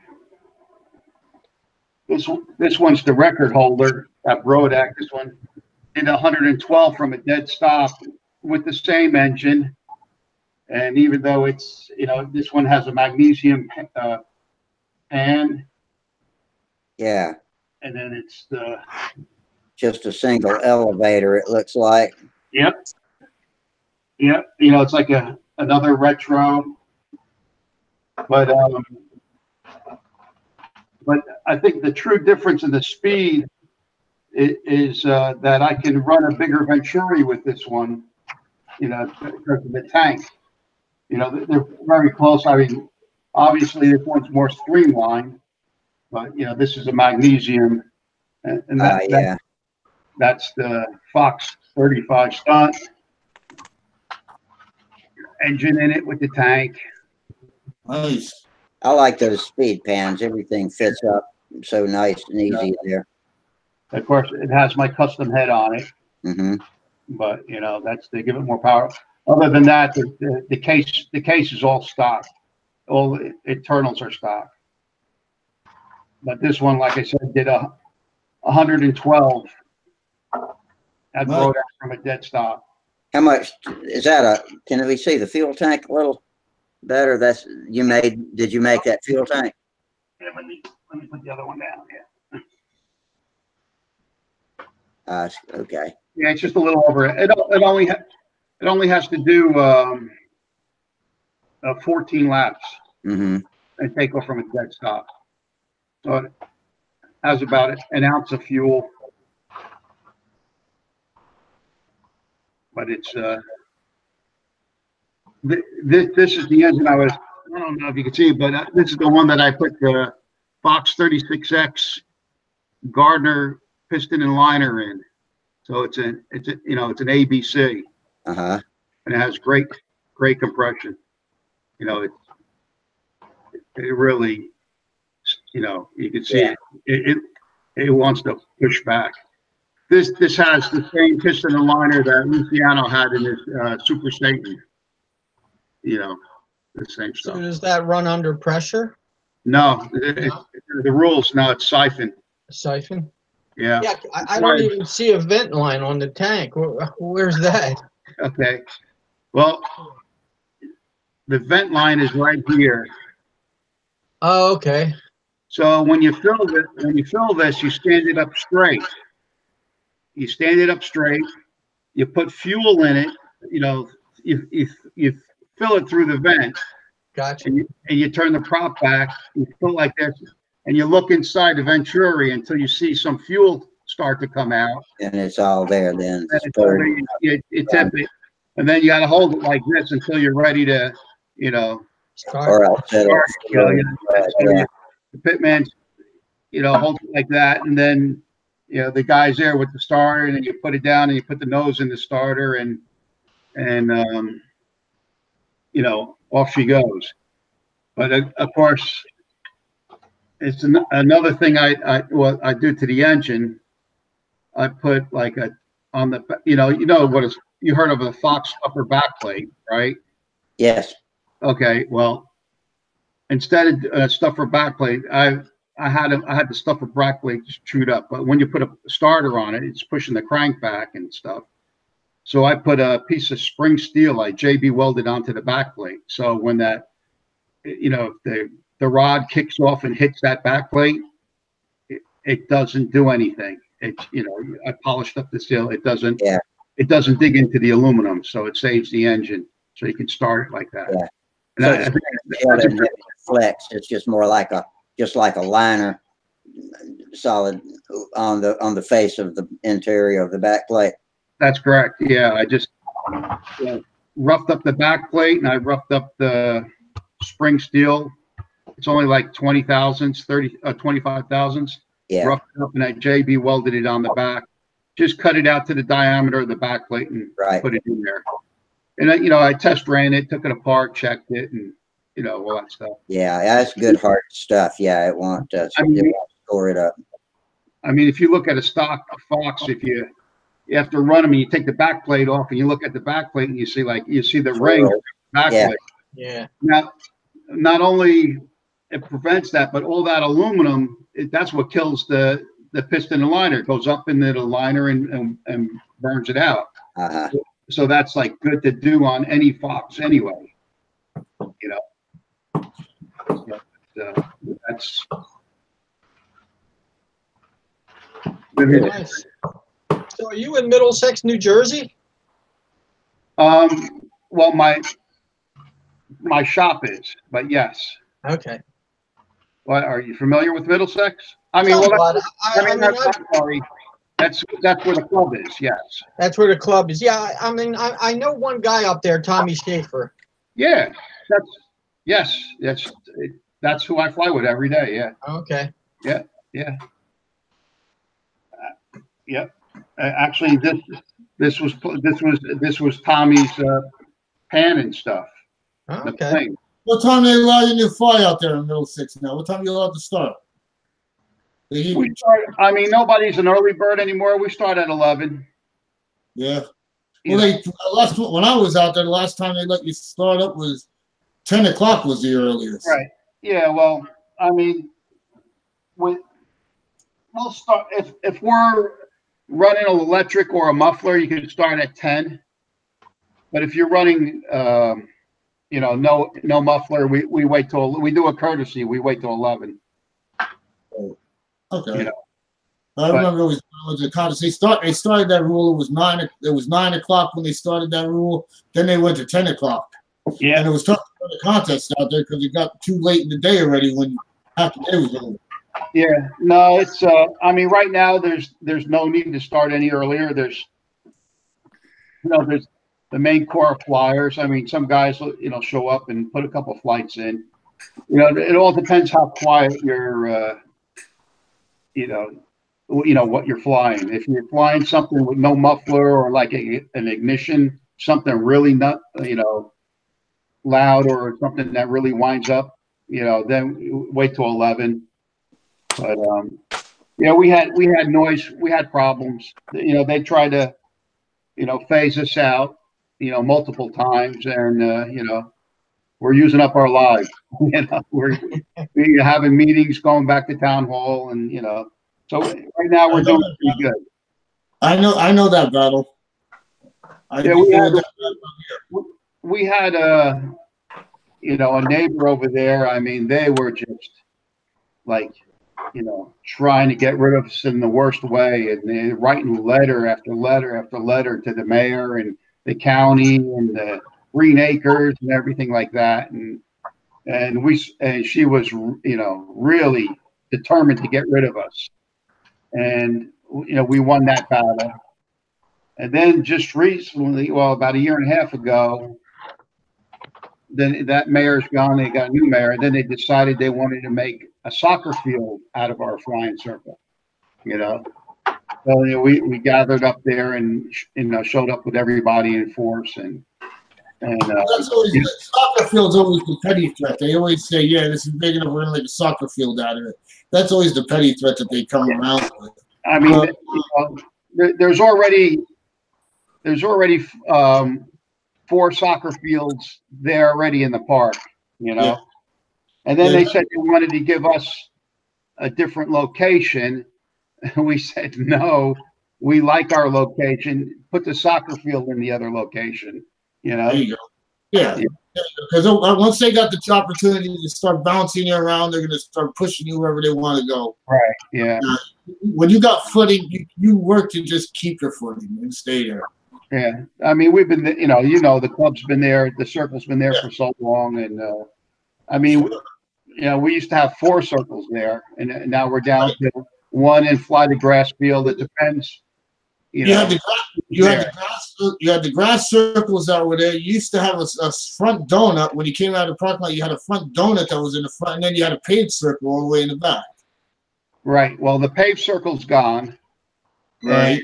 And now the front donut was ripped up, and we have a new complete circle. Real nice, a racing circle, real nice. Yeah, I saw that on the video you just posted. The video you just posted for New Year's, I saw. Yeah. I said, hey, that's the front circle. That used to be a donut. Now that was fully paved. I saw that there. Right, and that got fenced in because of the soccer kids kicking the ball, into our flying area. So now just on the other side of the fence, it's all grass now. Where the paved circle used to be, that's all grass. Right. That's so we were flying combat there. It's a bit of a pain now with the fence. They don't let us park, back there behind that circle anymore. Behind the wall. Park over there where that big storage teepee thing was, and you had all your storage in there, and you used to be able we still have that. That was we call it the tower, which used to be the old incinerator, but it's painted up like a tower. Right. It was the old tower. You had storage set up inside there, and you used to be able to drive over to there and park. They don't allow you to park on that anymore? Yeah, nobody's allowed to park on the grass anymore. Wonderful. So. But, we still fly, our combat planes, there. We moved the combat contest to Circle Burners Field, you know, in the spring and the fall. Yeah, I But heard it about turned that. but the spring contest never works out because it's always flooded up there. You know. So now we gave our spring contest. There's a you remember the Pinelands combat team, South Jersey. Yeah. Okay, so they started up again. Chip Giordano. Okay. So he wanted a sanctioned he wanted to run a contest, a sanctioned combat contest. So we gave him our spring date, and then we all have our fall date up at you guys. I mean, I used to have to go to the town and get the permit, you know, for everybody, you know, for the combat contest. Then I had to go to the police department and get another permit, you know, a permit to gather, a right to gather, or some kind of gathering permit. You know, it's like unbelievable. They still have 3 workable circles over there at the Circle Burner Field, right? I would say 2. The woods is really approaching the other one. I mean, it's there, but you know, it's very close. You fly 60-foot lines. The bushes are getting really close. They're getting close, but they're still using it. They're 3 somewhat still usable. They didn't overgrow thin. Yeah. Right. I mean, you got to fly like 58, 60-foot lines. You can't fly nothing because Right. you have to stand and that pole's in the way. You come really close. You know. Sure. You know, you got to. You're the best one they got there. What's Center circle is the best one they got there as far as room and growth around. I'm talking about the carrier circle that they had, and then the back circle, which was the stunt circle, circle 3. Yeah, Changed a lot on them. Yeah. It's the front circle and the rear circle, but it's still there. But not much flying up there this year. It's always flooded. Yeah, that's this time of year. It floods out constantly over there now. Well, I mean, all summer long too. All the rain we had. It floods out over Can there. you hear me? Yes. Yeah. Yep. Now, in the windy videos, they flew at a grass field. You see them flying at, Okay. and then you see them always flying at some pavement, like Right. a park or something. No, that was the swim club. I think that was the. Oh, what the heck? Where's that place? It's Palisades Park. Palisades Park. Yeah. Yeah. Palisades Park. That was on a river, Yep. Bergen County. Bergen County. That was over there, Palisades Park, right there in Bergen County. Yeah, that's gone. Yeah, they don't have that anymore now, especially with Rich Giacomone and not in flying use anymore after his stroke. Yeah. Oh, okay. I didn't know if that was a club at that one or not. It was. Well, the thing with that was a swim club, and the swim club used to. I think the guys would fly there in the fall, in this early spring and fall when it was too cold for the swim club. When the swim Royal Day, Labor Day. In between there, you were allowed to fly there. After that, you weren't allowed to. So then after that, you were allowed to fly from after that on the off hours. You were allowed to fly from 7 in the morning until 10 o'clock, and then you had a hightail and you had to split out of there. Right. So I used to go over there with them. I used to fly with John DeTavio and Rich Giacomone almost every day out there, and that was a great place to fly. Yeah. Right there at that Palisades Park, it was for a pool, the Palisades pool. The town pool. It was close to their houses, wasn't it? Yeah, they lived close to it. Yeah, I was the farthest I lived from it. It took me about 20 minutes to get there. I used to fly there when they ripped up our racing circle. The years that they ripped our circles, we used to go up there and practice. You know. So, well, Rich Giacomone had the greatest idea. I mean, he invested that into himself and dealt with the politicians that were for the city over there and got that place. And that worked out really well. Then they designed their own club, Bergen County Flyers. They designed their own. They made their own club and had that field. And I joined that club as well because I wanted to be a part of that and fly there. And the circuit runners found out that that was a great idea and took over with use into that. But now they lost that from the last I heard. They don't use it. I mean, honestly, there's, not that many guys flying at the circle burners field either, What do you got? Hey, what did Rich Jacobone do for a living? He sold ceramics. He was a ceramic guy. He built and molded and sold a whole bunch of types of ceramics. He had his own ceramic business. Like for cutting tools and stuff like that, or ceramic dishes? I believe ceramic like dishes and stuff like that to that nature. Yeah, it was ceramics that were made, not cutting tools or anything. Ceramic cutting tools or anything. No, he sold ceramics as in like dishes and stuff like that nature. Stuff that was made. Oh, okay. He sold customized ceramics. He had his own ceramic business that sold customized ceramics. Very successful businessman in that field of business, in that field of work, because they earned him a very nice living.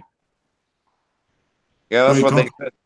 That's what John said, that he made some good money. I know that John was living in one of his houses there at the end. John did, yeah. He had a couple rental properties, and Rich Jacobone had a couple rental properties, and one of them was a multiplex apartment building.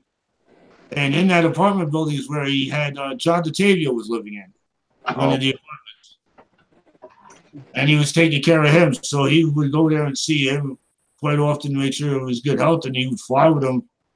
John DeTavio flew,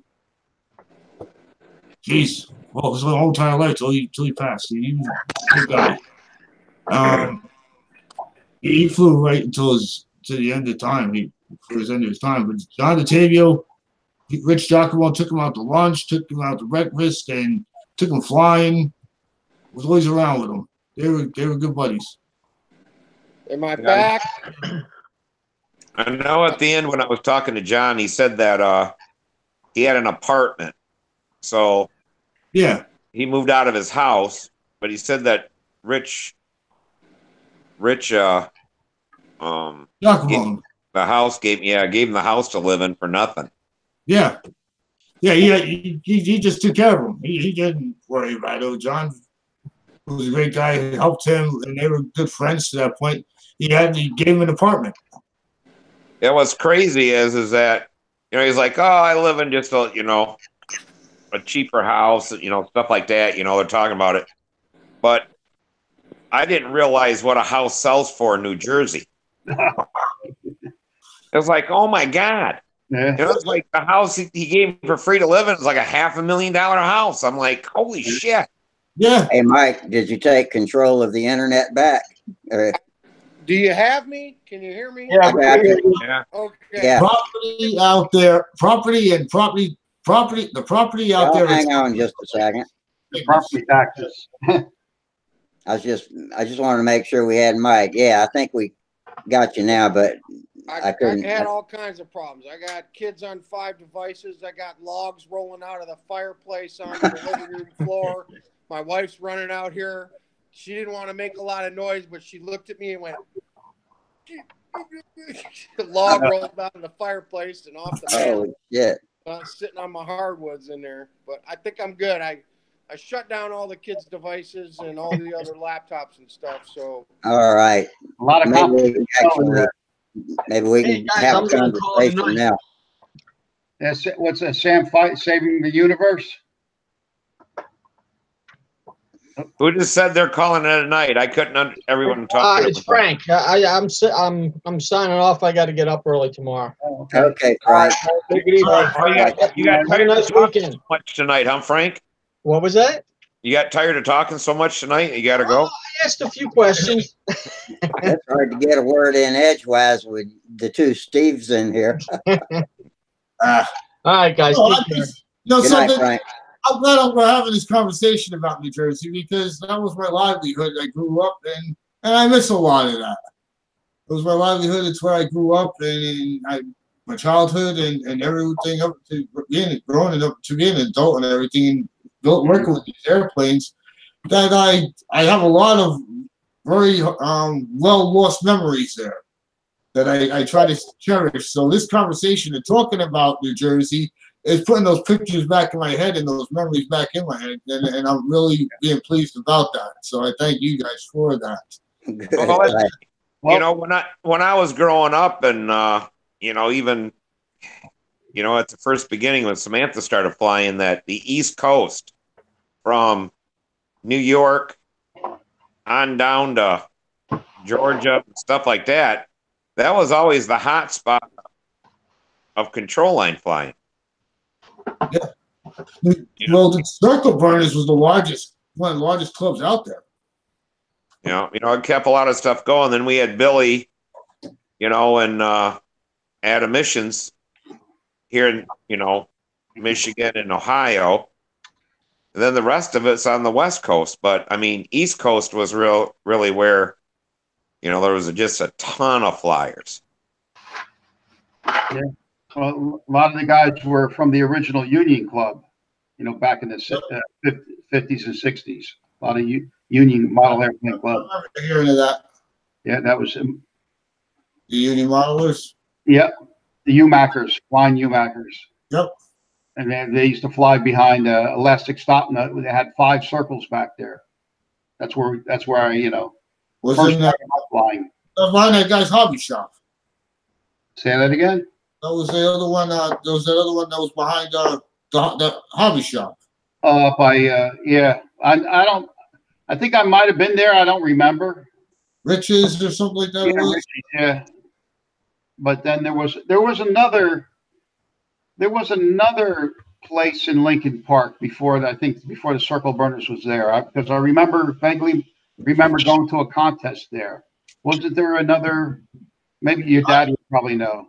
Not in Lincoln Park. The story my father told me about that before that was they flew up in Garrett Mountain until they got chased out of there. They flew in Lyndhurst. They flew out in Little Falls, right where the parkway was, and there's a circle, the entrance ramp onto the parkway. They used to tell them they had to cut the grass, and they used to jump on this little island and fly out there. They bounce around from one park to another. To that point, before they actually joined the Circle Burners, and that was the big main established club at that time. My father joined it back in the 60s. Yeah, because you know, here in Michigan, any place that there is a big GM plant, it's where the flying fields are at. Mm-hmm. You know, we had it in Flint, Detroit, and here in Grand Rapids, we had 3 GM plants at one time, and I mean, all the GM workers had money and time to spend, and you know, I mean, we had maybe 40 guys in our control line club at one time. Yeah. And because of GM and the workers, that big, you know, the clubs used to be really that big. The Garden State Circle Burners was that big at one time, and it had over 40, 50 members in it at one time, and now they're all spread out. Either they passed away or they spread out around the country. Yeah. Yeah, I mean, we have a roster of 40 guys, but, you know, actually flying probably about 6 to 7. You know. But, you know, we have on the roster is 40. Yeah, I think we're down to 4 or 5 here in Grand Rapids. Yeah. And there's probably 4 or 5 in Flint. And I'm not 100% sure how many are in the Detroit area. But like Mike, he moved to Kentucky or Tennessee, Tennessee, I guess. So he was one of the Michigan flyers that left. And, you know, the missions, they moved to Indiana and Ohio and stuff like that. So, you know, they still fly, but it just kind of diluted. I got about a good 10 active flyers out of our roster. We got about 8 to 10 that are good active flyers on a weekly basis, which works out pretty good. Our roster I have larger only because when I established this club, I created it to be a nationwide club and created what was called a sponsored membership. Okay. So I got the roster, and that's why I was able to establish the club bigger and get the flying site.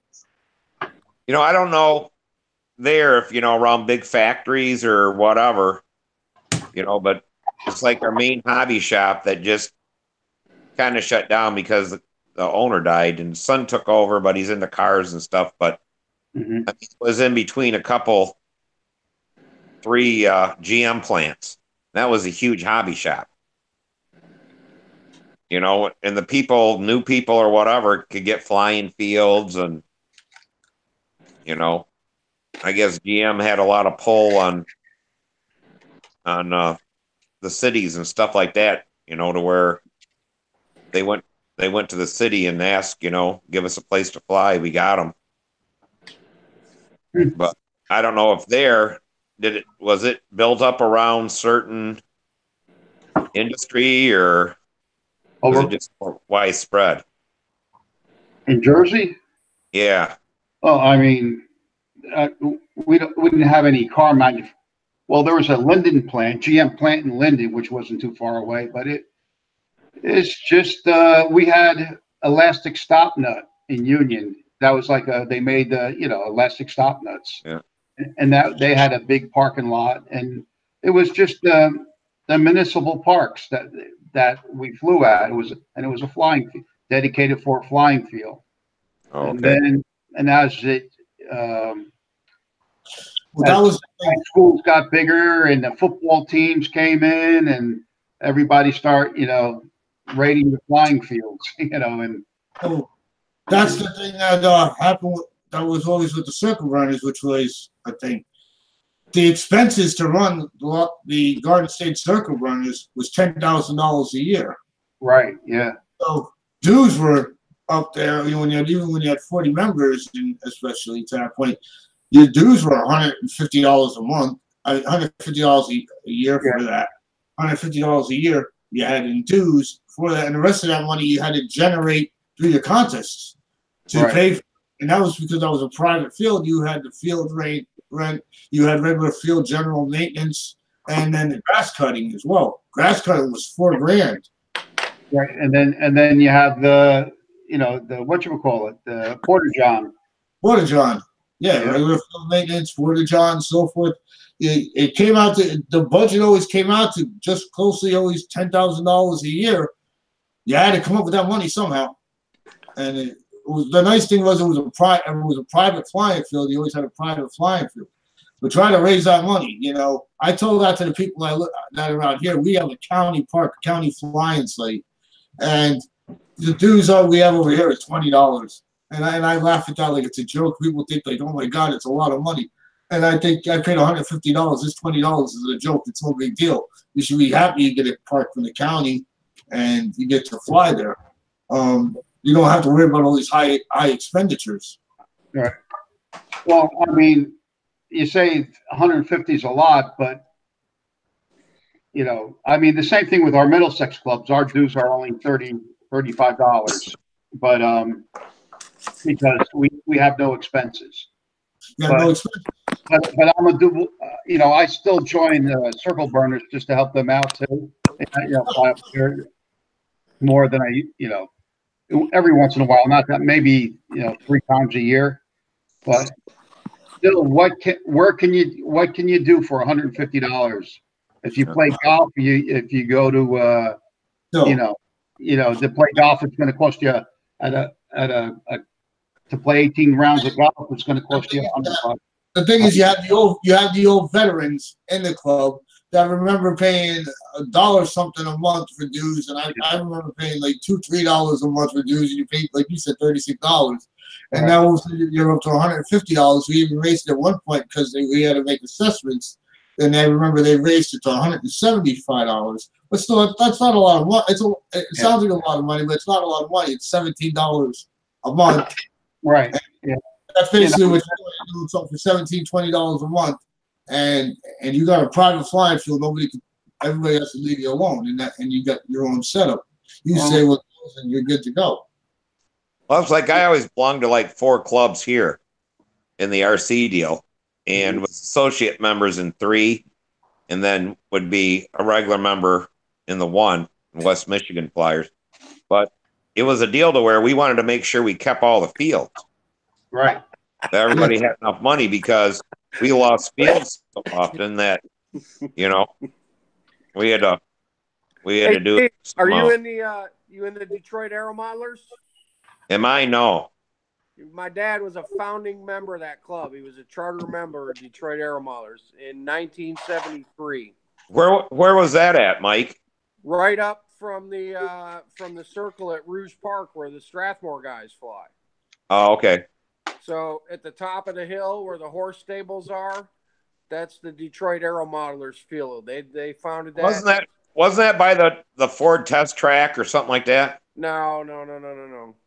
Rouge Park, where the Strathmore Club is, where the combat events are every summer, on Losser Road and Joy Road in Detroit, Michigan, where the Detroit Mounted Police had their horse stable in that park.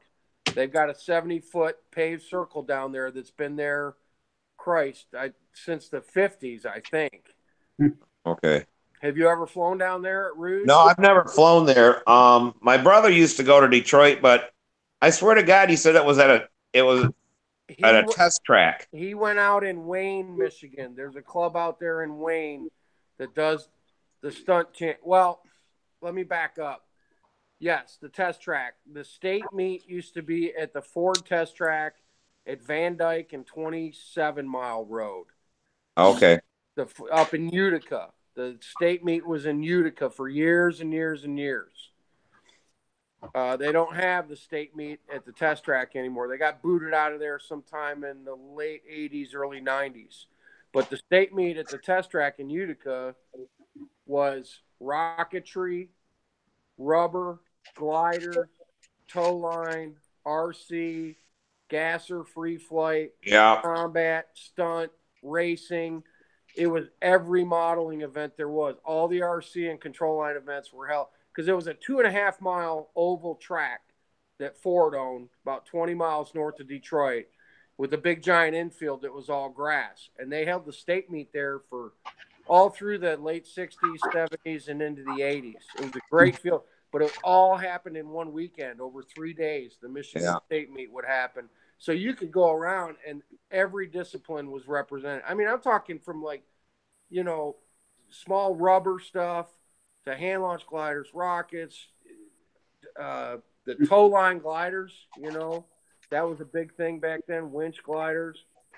I was telling everybody here in Michigan that all the fields were within 5 miles or so of a GM plant or a Ford plant or something. Well, I mean, that's just because they're in big cities, They're in the cities where GM and Ford are. Flint, Detroit, Grand Rapids, all over the state. Yeah. But I mean, it's like when you go to Flint, you drive right by a GM plant. When you go to the Detroit contest there by Willow Run, your Ford plant. Yeah, they got a Ford plant there, and I mean, it's within 2 miles of the field. And it's the same thing here in Grand Rapids. Our field was within 3 miles of the GM. Because them guys all had money to fly and stuff, I think. So I think that's coincidence more than anything, Steve. Because I mean, even the Detroit Aeromodelers, there was a lot of auto worker guys in there, but there was also a lot of cops and firemen and telephone guys. My dad was a Michigan Bell guy. There was, that's just coincidence. Because you're not going to put a flying field in where the downtown area is. Right. It's going to be out on the outlying areas where typically that's where all your manufacturing and stuff is too, your industrial area. It isn't, right downtown in the city. I think that's incidental. Because I know GM didn't have anything to do with the Detroit Aeromodelers. That was my dad and like 12 other guys. They started the charter of that club. But they had all flown out in this park, Rouge Park, from the 50s and 60s. They just found a place in the park and gathered out there and flew old free flight gassers and then some of the early RC stuff. And there was 10 or 12 of them that had done that through the late 50s and early 60s. And then finally in 73, they contacted AMA and became an AMA chartered club. And during that same time, control line was probably a bigger sport in Detroit at that time during the 50s and 60s, because the Strathmore guys, who Paul Smith, everybody knows who Paul Smith is. Yeah. He flies at the Rouge Park site. They were able, I mean, there's been a 70-foot concrete circle in Rouge Park since way before I was born, and I was born in 67. I mean, Dad was flying his jet on it in the early 60s, 61, 62. So somehow they had a big enough control line contingent there on the west side of Detroit. The Strathmore Club started, and the city paid to put a circle in, and it's still there. They still fly carrier there twice a year. We have 2 combat contests a year there in Detroit at that field. That's the field. That's the one I always talk about when I was a kid. I used to ride my bike down there with my wagon with a ringmaster and a twister on it when I was like 13, 14 years old, because I lived like 10 blocks away from it. And I'd go down there and just fly all day long with a stooge that my dad built. You know, I was lucky when I was a kid. When I was Sam's age, I had that circle 10 blocks from my house. You know, I could ride a bike down there and go fly when I was in my early teens. I didn't even have to have a car yet, you know? Yeah. So it's a good field. It's a nice field. As a matter of fact, they got the city to put in a combat pad out there probably 10 years ago. So they got a grass circle as well as the 70-foot paved circle. They've had the team trials in Detroit. I mean, they've hosted F2D team trials there. I know they did a speed bash there. They did a pulse jet deal and all kinds of speed events there several years ago. Probably, when I say several years, I probably mean 15 or more. It was a while ago. But the Strathmore Club had, as a kid growing up, it was great going down there because they had everything. They did carrier, combat, and stunt, and we would go down there and just watch. I'd pick up pop bottles and beer cans the whole weekend and end up with a few bucks in my pocket after a contest down there. Yeah. I know a lot of Detroit guys would come over to Grand Rapids for these combat meets and speed meets and all that kind of stuff. I mean, they'd have 100, people there easy. Yeah. I mean, hell, they gave airplane rides. They did all kinds of stuff. Sure. Because I was at the Kent County Airport, then everybody would pack up and head to Detroit. Hey, Al, of course, Ronnie Colombo and the Breeze, right? Okay, yeah. Both. I never met them, but I know of them. Okay.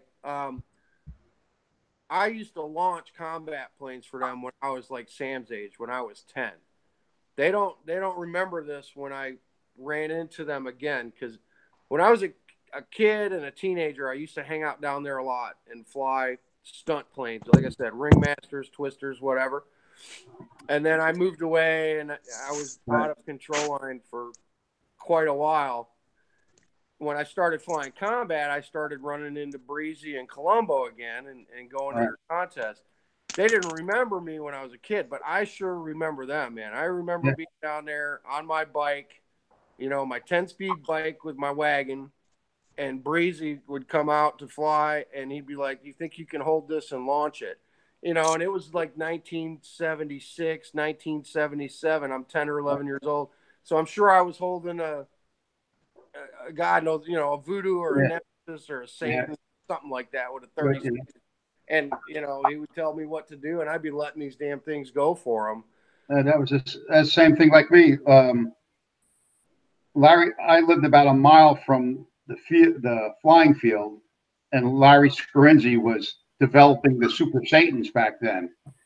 And I could hear him, from my house, I could hear the engines start up.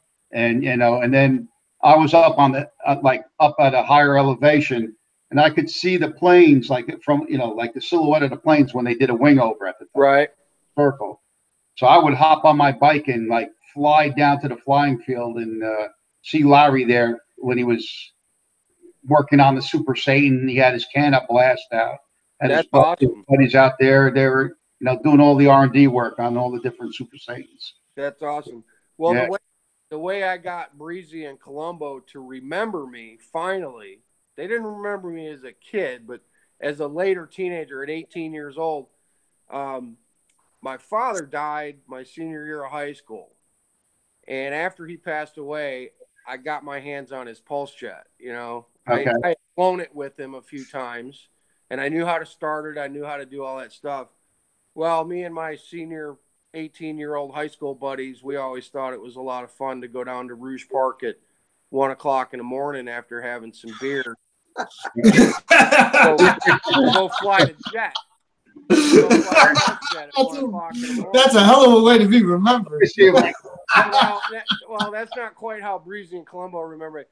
Breezy and Columbo remember me because there was days on Sundays we go out and fly the jet, and they remember me as the teenage kid that had the orange pulse jet. They remember the airplane. They remember helping start it and stuff like that. So that's how they remember me. But the flying at 1 o'clock in the morning with the beers, my buddy had a 1971 Plymouth Grand Fury, and we could put like 8 guys in it.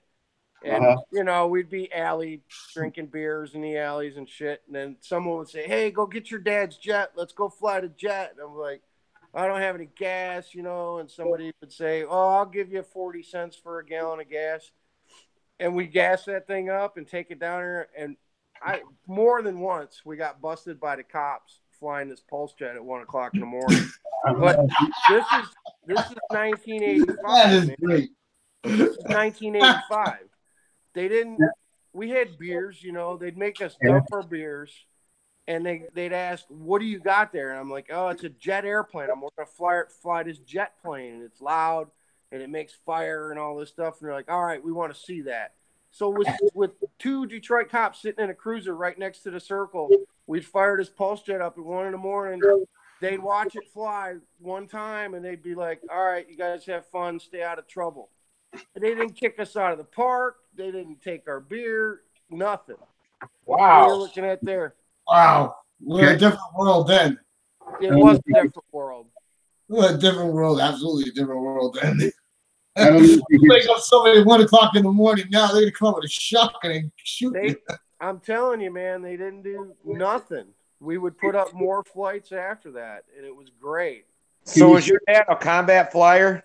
My dad was not a combat flyer. My dad flew a little bit of control line, not stunt. He never competed. He grew up like any other guy in the 50s, banging around on ringmasters and stuff like that, like everybody else.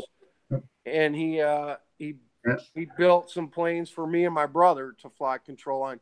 But Dad did fly pulse jets. He had 2 different pulse jets, 1 speed model, and then he had a MiG-19 with the pulse jet in the fuselage, scale MiG-19 with a Dynajet in it. So why don't we see what else showing us? Yeah. Okay. Well, Larry Scarinzi used to sell stuff out of his trunk back in the 60s, and he used to handwrite these flyers. And there's the diamond intake 36X that he used to recognize that, yeah. The most terrifying combat weapon. Hold that back up again, man. See the LNS engines? Yeah. Move it up a little bit right there. What's that say? A terrifying combat weapon. That's awesome. Yeah, I mean, so he used to. I mean, when I and then he had his little skit. I don't know if you can read it right because I'm seeing it reversed. Yeah, we can read it. Okay. And then there was another famous combat flyer. They called him Butcher Bill, the Butcher. But they were. Scarinzi is the guy with a lightning bolt on his chest.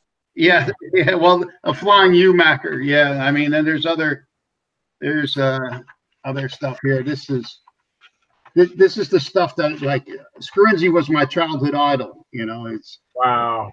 He was like, he would fill us heads with all this stuff, and he was doing all kinds of crazy, Al, you gotta share that with everyone on the Facebook Maca page. You gotta scan that somehow or take a picture of it. Yeah, You need to share that. yeah. That's really cool. I mean, there's all What is this. the LS engine? Larry Scorsese. Oh, The diamond intake Fox 36X BB. Got one. Well, mine's not a PB, but it's Well, still. How well, old is Larry now? oh God, I don't know. You know, he's got mid-80s. Yeah. You know, he did. Thanks for showing us that. He's the one that wrote the articles, like the Blitz articles on how to retime the engines. That's all that stuff that I read. That's how I got. I couldn't understand what he was doing when I was 13 years old ago. What's he doing with the flashlight in the back of the engine? I didn't understand all what he was doing back then, and it wasn't until I learned about engines that then I started to understand what he was doing. But he made a whole bunch of these things. There's another one. All right. Let me see if you. That's cool. There's red hot stuff. So that's all. He had the lightning bolt on everything. Yeah, I'd like to see some nice pics of that or a scan of that. Yeah. Somewhere posted. Yeah. Hey, Mike, did your dad and Dick know each other? I don't think so. Because I was saying, Dad flew a few ringmasters and. Uh-oh, you froze up. Uh-oh. Oh man. Hopefully he'll come back.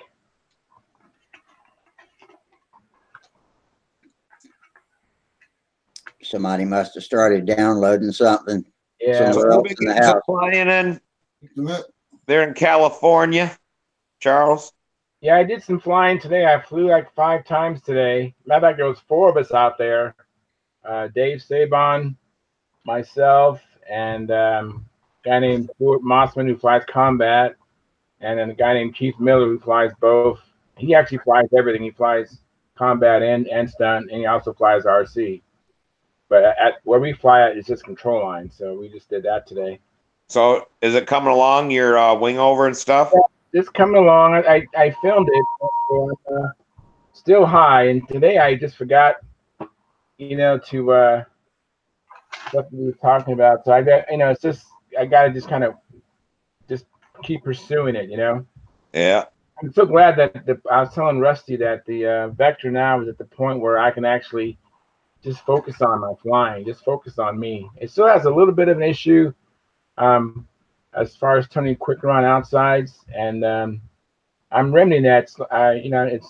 I'm fixing it. When I cut the canopy off a couple Fridays ago, it did make a significant difference the following day when I'm flying, and I'm going to continue to do that. I'm going to adjust it some more, but it's flying pretty good. I had a good time. Yeah, I had a question for you guys. I have this here, and I'm wondering if you can tell me what this is. That's a pulse jet. Is that what you guys talking about? It's a pulse jet. Okay. Yeah, Mike would probably know which one it is. I'm never did much with pulse jets. What do we lose, Mike? Yeah, Mike. Hopefully he'll come back. So it's a pulse jet. Okay. Yeah. I have some other flyers from GRS models, combat stuff. He'd love to see this stuff. Joey Matheson would know what that is. Yeah, I'm just curious if it's worth anything. I've never seen an intake like that before on one, but who knows what model that is? Yeah. I mean, you still got have like a cone. Maybe it's missing the front part of it. I was wondering if it's complete too. That's what I have no idea if it's complete. Well, that's There's not much in there. What is it? It's basically just a reed valve in the back of that big chamber, isn't it? Yeah. Is it? It's how a it reed works? valve and that sparker. They spark it off, and then somehow it fires. Where do you put the air? Where do you blow the air? to start it? Right in the center, right in the top of that thing, right in the front Right, and the top. right in the front. Right in the Right front. here. Right in its There's throat. Mike. Hey, Mike. And Charles, I want you to look at this. Can you tell him what kind of pulse jet this is? Yeah, probably.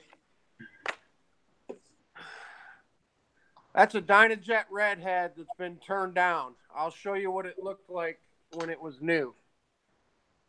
Okay.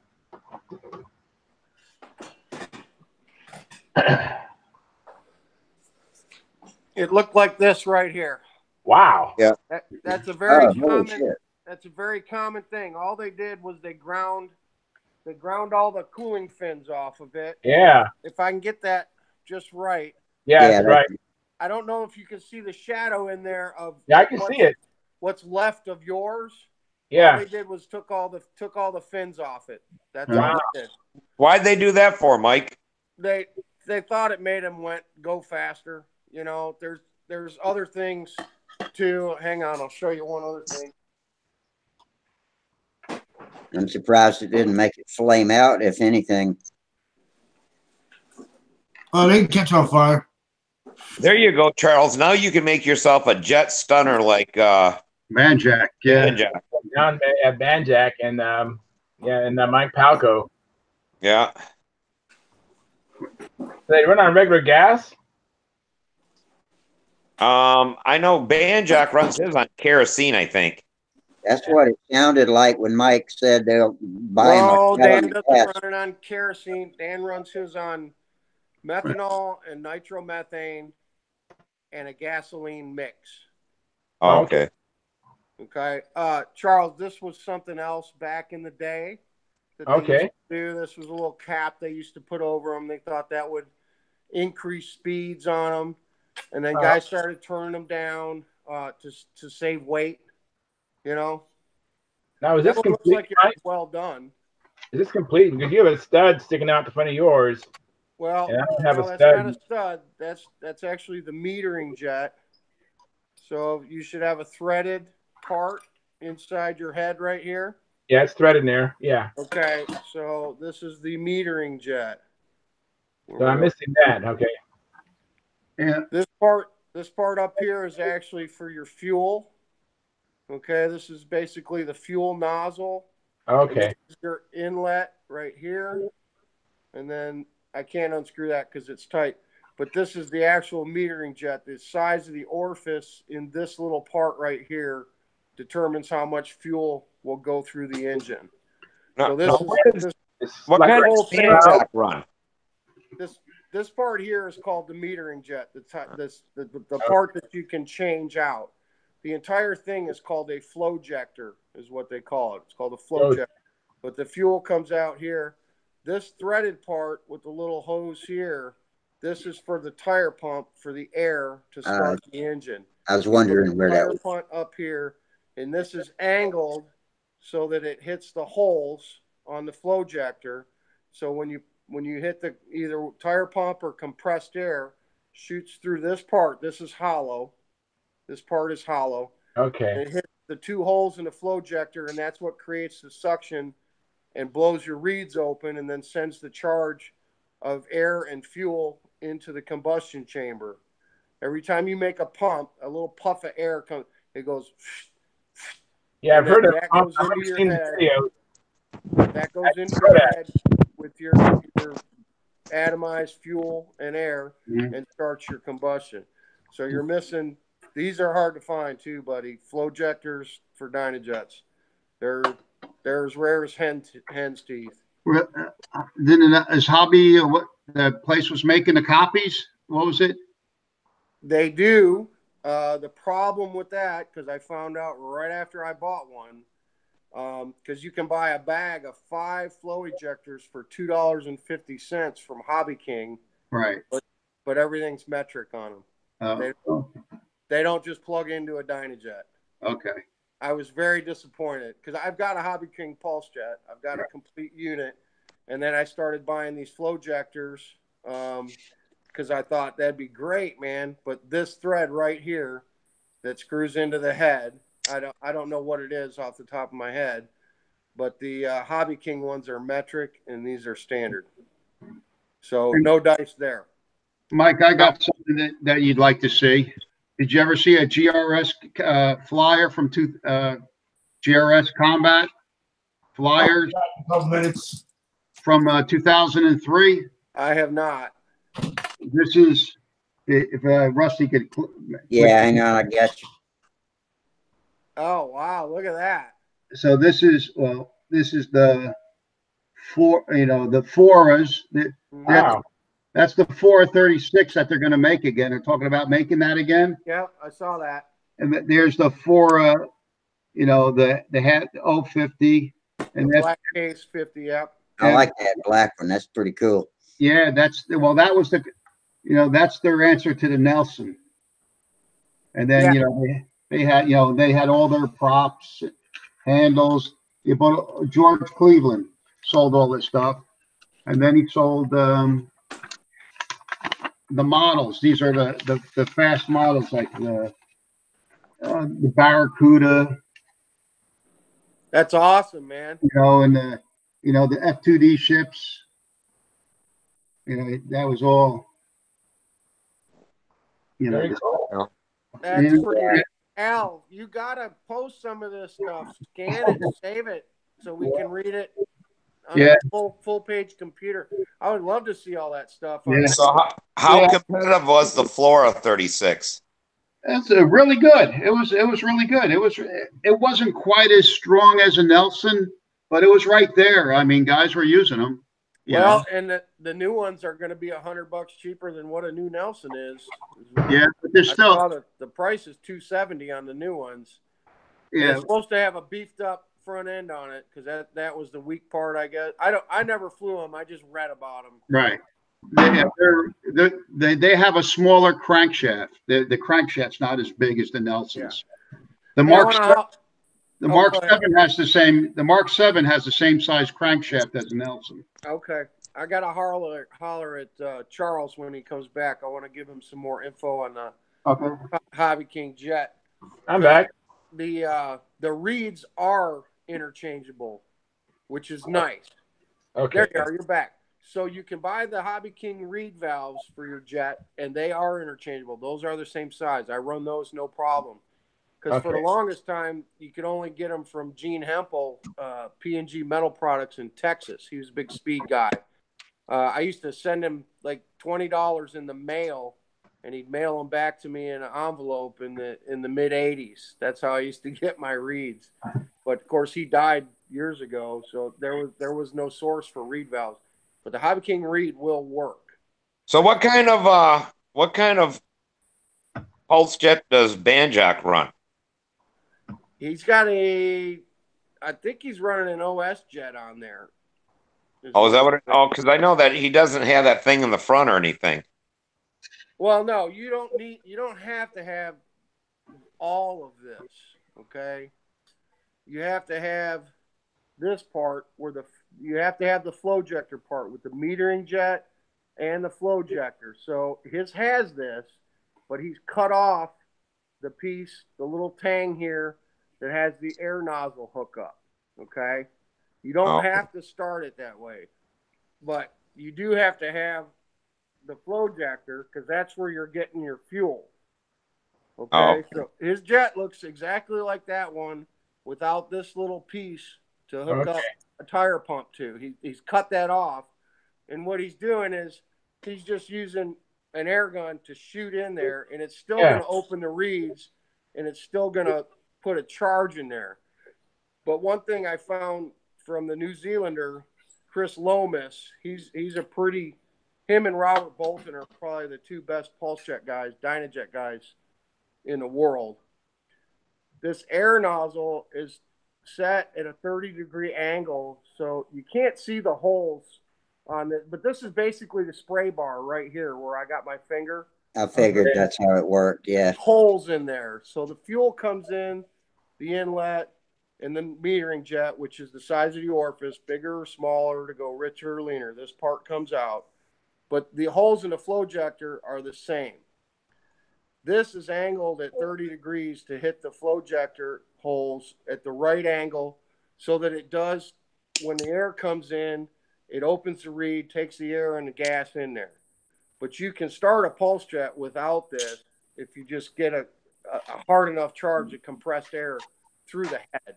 You don't have to have this part. A lot of guys take this part off. Oh, okay. Just to make it breathe better. They think that, you know, that this being on the front of the engine, Yeah, it's blocking air. is blocking air. But you know what? Not that much. But I've been flying these two motors of my dad's forever, and he flew them all through the 60s, and these are totally stock Dynajets, totally stock. There's nothing changed on them, and I don't change metering jets.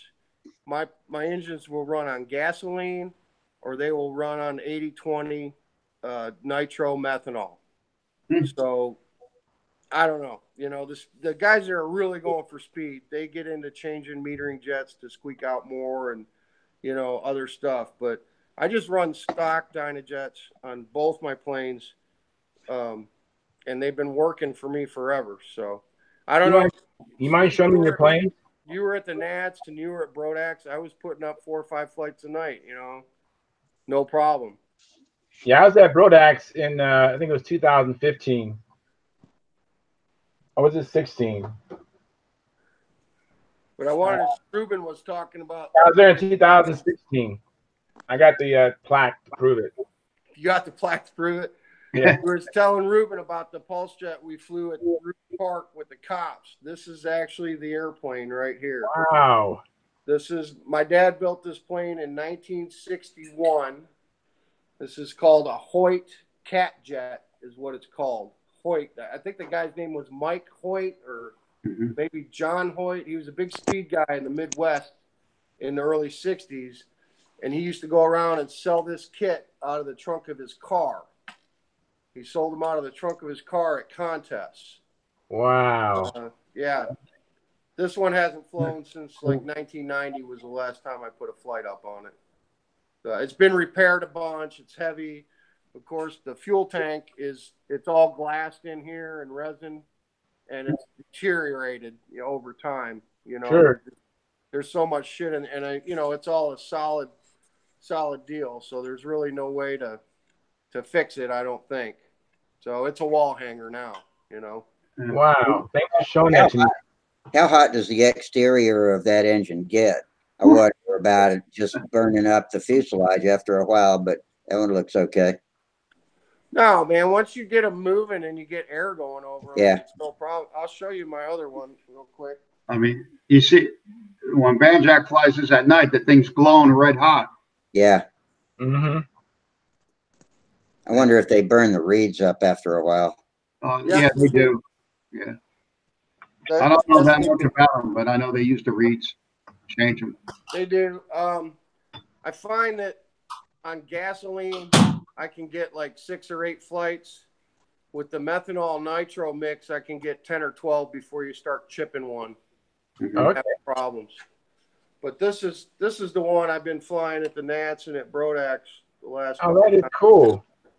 This is called a Bolton T-34. I don't know if you can see that there, the little tank on. Oh, yeah. Yeah. But it's Robert Bolton out of New Zealand makes this model.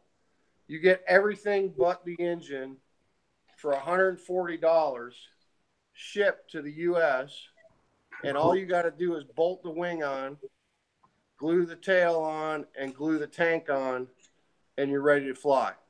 Took me about 2.5 hours to assemble this model. It's basically a pulse jet ARF. And it's not breaking any records. It's not a Sidewinder. And, you know, this is a stock Dynajet on here. Again, this is one of Dad's. This is the one that was on the yellow airplane for so many years. But you know, Al, you saw it fly. You were there. No, it was quick. You were there.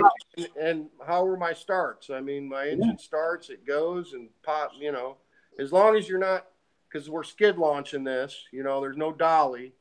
So as long as you don't hit a bump or anything on takeoff, it usually goes. You know, we were having pretty good luck with it. So, Wow. So I imagine you pointed out of the circle pretty good, right? no, just a couple degrees, man. the launch is critical, man. You gotta. I bet. I mean, Colombo and Breezy are my guys at the Nats. We were putting up 4 or 5 flights a night out there in the speed cage. We'd go out to the speed cage right at dark and fly. And then. Oh, no. Oh, man. He was just getting to the good part. Just getting to the good part. Yeah. Did I drop again? Yeah, sure did. Am I back? Yeah, you're Yeah, back. well, you're frozen mostly, but your voice is here. My voice is there. Okay. Yeah. The launch is critical, man. You got to have, 2 guys, one that can hit the buzz box and pull the clips, and a pumper. And the guy doing the buzz box is the guy letting go of my plane, usually just one wing.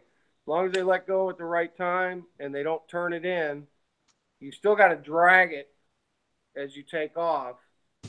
But there's a technique for sure. There's a technique. I bet. Daryl Wimmer's watching. He says, he says, what does he say? Lots of guys that are keen on pulse jets here in New Zealand, but only a couple of sites you can fly them at. Right. He says he's watching as he repairs models for flying in the morning. They're going flying tomorrow. Cool. Charles, they have a lot of those contests over at Whittier. Yeah, I've missed them. I've never seen. I've never gone to the speed. Yeah, I only go to Whittier for the Stunt. for the stunt. Yeah. For the stunt of it. I'm signing off. Okay, All right. Al, take it easy, man. Enjoyed it. It's good seeing you, Al. Yeah, take care. All right, take care, Al. Yeah, they fly those out in the cage over there at Whittier's. And, Okay. Joey goes out to that quite a bit. Joey Matheson from our club. He goes out to that every year. So, Yeah. Rusty, what kind of field did you grow up around? Do you have a big schoolyard baseball field? Oh, you didn't have no big club or anything around, or? I never knew anybody else that flew until I was in my 20s. I started when I was 12. I flew by myself at my elementary schoolyard and also my junior high school baseball field. Okay. Yeah, basically that's how, I got started in the backyard and with my friends. But we had, at school, we had a rocket club and then we had the little airplane club, just the kids, flying in the baseball fields and stuff. But then once I could drive, then I could go fields. Oh, Mike's back. Oh, Mike's back. Good. I got like 12 minutes of internet and then I get kicked off, man. I don't know what's going on. Yeah. Pay your bill, damn it. Yeah, you were just getting to the good part of your story when you blipped out. I know. But I want to show Ruben. I see Ruben's back. Ruben, this is the plane we used to fly at the park when we were 18 in front of the cops and drinking beer. Oh. That's the pulse jet we were flying back then. That's a trip. That is funny. That is great. Yeah. I love that story. I love that idea. Yeah. Did we lose Al? Did Al go away? Yeah. He just checked out. Yeah. Checked out. Okay. So you got everything else in your engine, Charles, right? You got all that stuff. You know what? Let me see. Let me take it apart here. You got spark plug. Yeah, I seen the spark Did you plug. take like a lawnmower spark plug or something? Well, no, I don't have a plug in this one. That's where it goes right there. Okay, so here's the inside. Yeah. Okay. Yeah, you got everything's there. You're just missing the flow ejector and the metering jet. Now, where's the read at? You're mentioning. Where's the read? It's right here. The little pedal. Okay. The little pedals. And you do have a spark plug. That's good. That's good. You got a plug. Yeah, I got a plug. Hey, okay.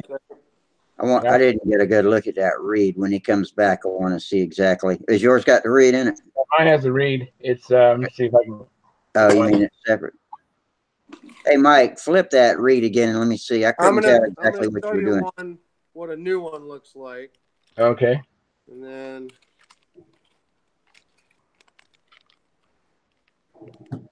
Ugh.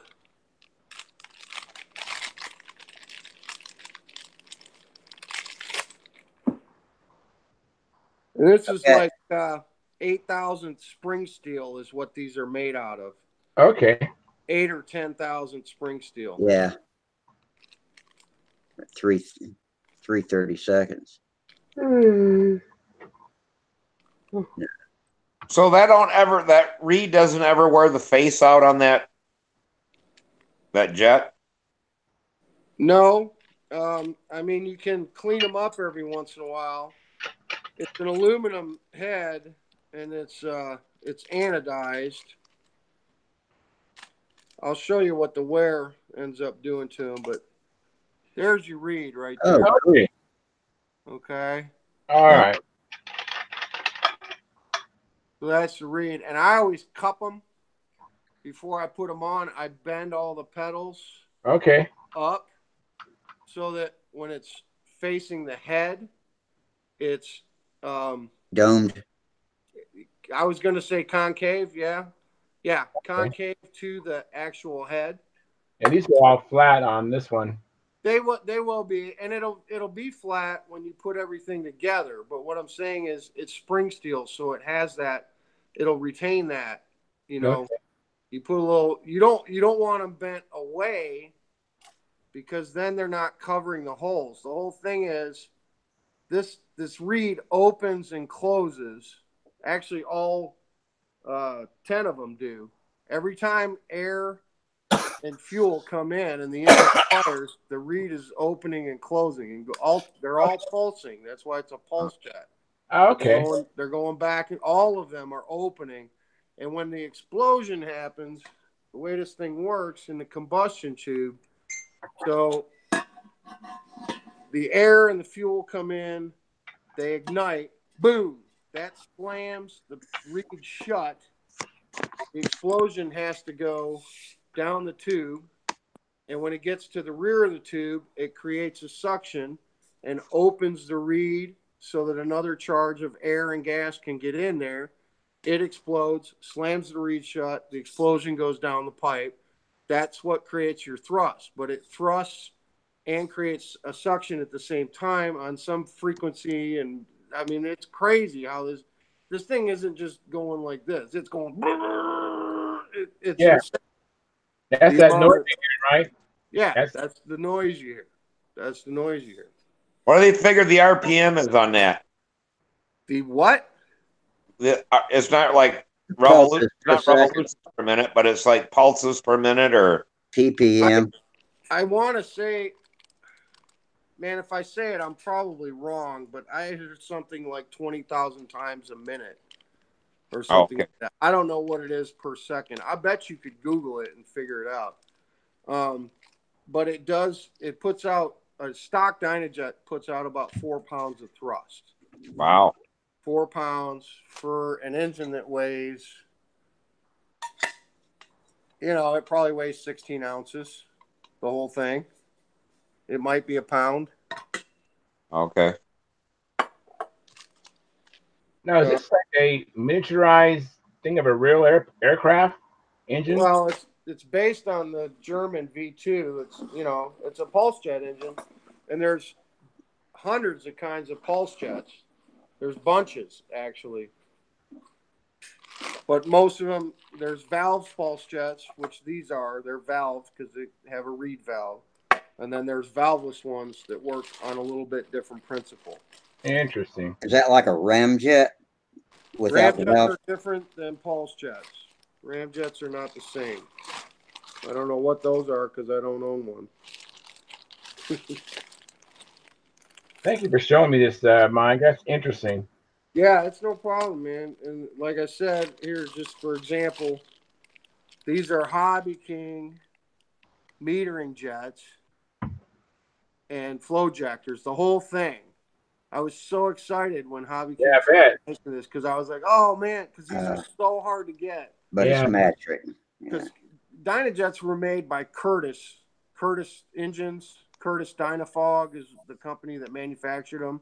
And they went out of business years ago. And there was some cottage industry guys making this stuff, same as control line stuff, but for jets. But there's just not many people doing it anymore. Yeah. You gotta be able to make this stuff. You can't just order this on eBay or wherever. You know, you see them come up from time to time, extras and parts, and then most of the times that you see an engine, it's always missing this. If it has this, that's the money right there. You Now, know? have you tried to change either the flow jet thing there or in the base to make it a different make it metric? I was thinking that's something a machinist ought to be able to do.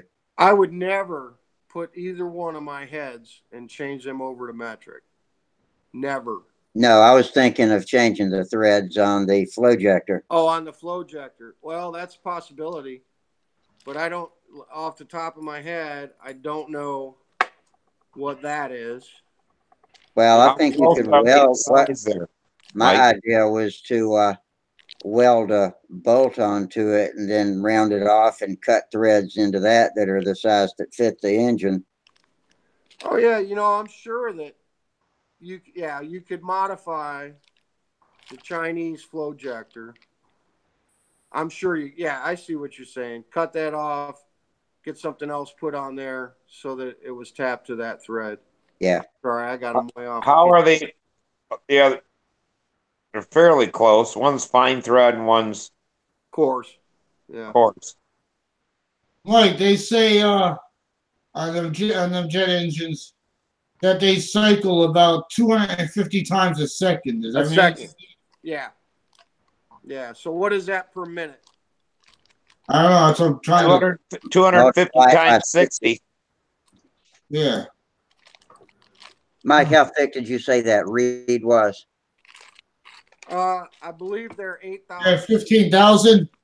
15,000 a minute. Okay, I was close. 20,000 is what I had said. It's 250 per second. So 250 a second and 60 seconds is 15,000. Okay, there you go. Rusty, it's like 8,000 spring steel. And I know guys have done experiments with like 6,000 spring steel and then making these out of 12,000s. But I think 8 is the magic number for these. 8,000s is what sticks in my head. So how do you keep the face from wearing where that reed seals to it? I'm going to show you that in a minute. I'm going to go ahead and pull this off so you can see what the face is, okay?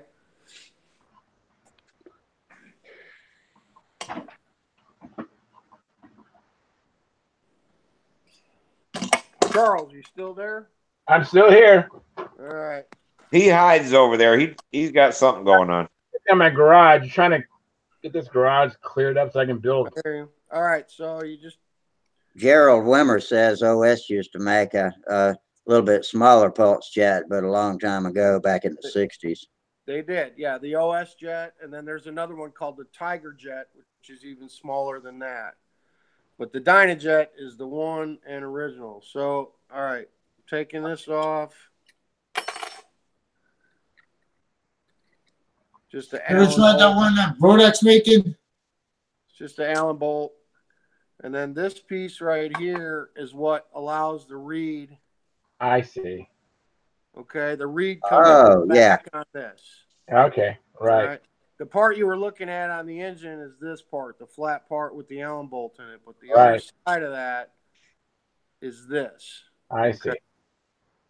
So your reed basically sits on the engine like this. Right. And then these flex over that every time the engine cycles and it pulses. The reeds go back. I see. This piece keeps them from going too far back and breaking. There's the face of a pulse jet right there. Okay. Very, very cool. That's it.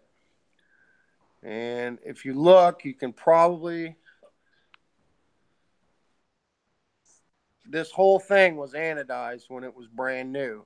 And you can probably still see some of the anodization. A little around the edges, yeah. Or a little around the edge, okay? So what I was talking about when I was saying to bend the pedals, you bend them in so it cups and covers. Yeah. because you don't want them lifted. I They've got to be Right. down. They got to be covering. Okay. You right. don't want them lifted like that, or it won't run. Oh, okay. And Steve, yes, I do face that off. I mean, not just with some like 1,000 grit on a glass top, and just kind of. Okay, yeah, because I was wondering because that's kind of how a compressor on an air conditioner works. Yeah, I It don't. reads like that, I but don't ever take this and do anything crazy to it. As you can tell, I do it so light that the anodizing is still on it. yeah, You know what I mean? It's more than anything, it's cleaning all this up in between, because that's a lot of fuel and exhaust residue on there, yeah, and it can, raise the height a little bit. And you always got to make sure that when your reed is on, it is exactly covering those holes. Yeah. It can't be even just the slightest bit off. Otherwise, the whole thing It'll leak. won't work. Yeah. It won't work. It Right. doesn't work. It's got to completely cover the holes all the way. So, yeah, you do get a lot of carbon in there. Or I don't even know what you call it, exhaust residue and carbon, stuff like that. So I clean it up once before the season, and that usually gets me through the year, Right. I only put like 30 flights on it a year, yeah. Because I know on these old compressors we don't do it so much anymore. They're sent in, but we did have the head surfaced, and I don't know if they did it on a piece of glass or whatever, just so that reed valve would seal. Mm-hmm. Otherwise, Steve, what causes the refrigerant to, I don't know the right terminology, but to chill? Is it the compression against the reed as it rises before it pushes it open? Is that what causes it to shoot through and then all of a sudden turn cold? Is that on the other side? Is that how it works? now you suck it in when the cylinder comes down. It sucks in one reed, and then it compresses it into the hot gas side. So it raises. You're talking about, just like an air compressor. Yeah. So you take it and you heat that all up, and then the part that's outside your house, you run air across it and cool that hot gas down, and it'll turn into a liquid. And then we run it through a metering device of some type, whatever you have. And then when it goes through there, then it flashes into a gas. Right. Okay. I was thinking that happened right at the little reed, but Well, they use something different now than the old style piston. It's so much the same now with the new refrigerant that they make, though. It was the same with the R22 type refrigerant, but the 410 is a little different. They all run the same. There's no difference in it. The compressors, now mine's a 410 with pistons, and they make rotaries, they make screws. I know the one that my son's dorm fridge is what I have out in the shop, one of those little refrigerators. And it doesn't make any noise except you can hear a little it's not a regular noise like a piston operating in there. It's just kind of a hissing noise or something. Yeah, Hardly anything at all. It's just a little propel, like a vein, and it spins it through there. Yeah, they're really they start easy, and it takes a while for them to run to build up pressure and stuff like that. But they don't have the high starting amps, and actually to make them run, that's the same type of compressors in a motor home or a travel trailer. Take much less current to run that. Yeah. There's no friction in it. But yeah, there's different ways of doing it, but it's all the same. It's just different gas. Different, yeah. Well, all the gas is going away. Let me get back to the pulse chat. I wanted to ask something. It seems to me from what little I know about volatiles and fuel, but it seems to me like the combination of methanol and nitromethane would be the most powerful fuel you could use in that pulse jet. Is that right? It's powerful and they'll fly faster, but your fuel economy suffers. Yeah, because of the methanol gets terrible efficiency, doesn't it? Right. That's why this one, the sport jet, this thing has, oh Christ, I don't know, it's like an 11-ounce fuel tank on it. Okay. Yeah, I was going to ask. I figured that was my guess too, 11 or 12. About 11 ounces, and it'll fly. It'll do, if you get it off the ground right away, it'll do 20 laps, no problem. It'll do 20 laps on 11 ounces. Now, this plane was built to fly with gasoline, with regular leaded gas is what we ran this on. This has, I mean, the tank on this one is probably 5.5, 6 ounces at the most on this one, and we could get 25 laps out of this. Wow. Yeah. The fuel economy on gasoline is great. They run a long time, but they're not as fast. Can you add nitromethane to gasoline? No. Well, no. This is straight gas, just regular gasoline, or it'll run on unleaded, and it'll fly 25 laps on 5.5, 6 ounces. The other plane flies on 80% methanol, 20% nitromethane, and it has 11-ounce tank, and it'll fly about 20 laps on 11 ounces. Mm-hmm. That's where I was getting to earlier with Dan. What Dan does, they run better and faster on the nitro and methanol mix than they do on gasoline. So Dan wants to run his jet on that stuff because it runs better. But if he's running all 80-20, he would need a 40-ounce fuel tank on it to get the flight times that he's getting. So he mixes gasoline and 80-20 nitro meth together so that he gets a good run, and he can fly for almost 4 minutes, I think is what he's flying. Yeah. He adds gasoline to his fuel mix to extend the run, to give him more time. But that's why he runs gas and nitromethane there, to extend the run, to give him more time. Definitely no smoking when you're mixing that stuff. If he was running pure, regular, NASS fuel for pulse jets is 80-20 nitro. That's what it is. If Dan was running that, he'd have to carry so much fuel on a thing to get any time to fly it to be fun. You know what I mean? Yeah. And it would weigh the model down. It would be so heavy. I wonder how he's getting damn gasoline to mix with nitro. He mixes it up right there, right before he flies, man. I've watched him do it. He adds the gasoline to stretch out the fuel mileage. If he didn't have the gasoline in there, it wouldn't run as long. But that's kind of part of the reason I think he has so many problems with that, trying to get it metered right and get the right metering jet in there. Because gasoline and nitromethane will not mix. Well, they mix well enough for Dan to fly that jet. I mean, because he does it. He does it. But you've been around a lot of times when he's flying that thing. He has a lot of trouble with it. Right.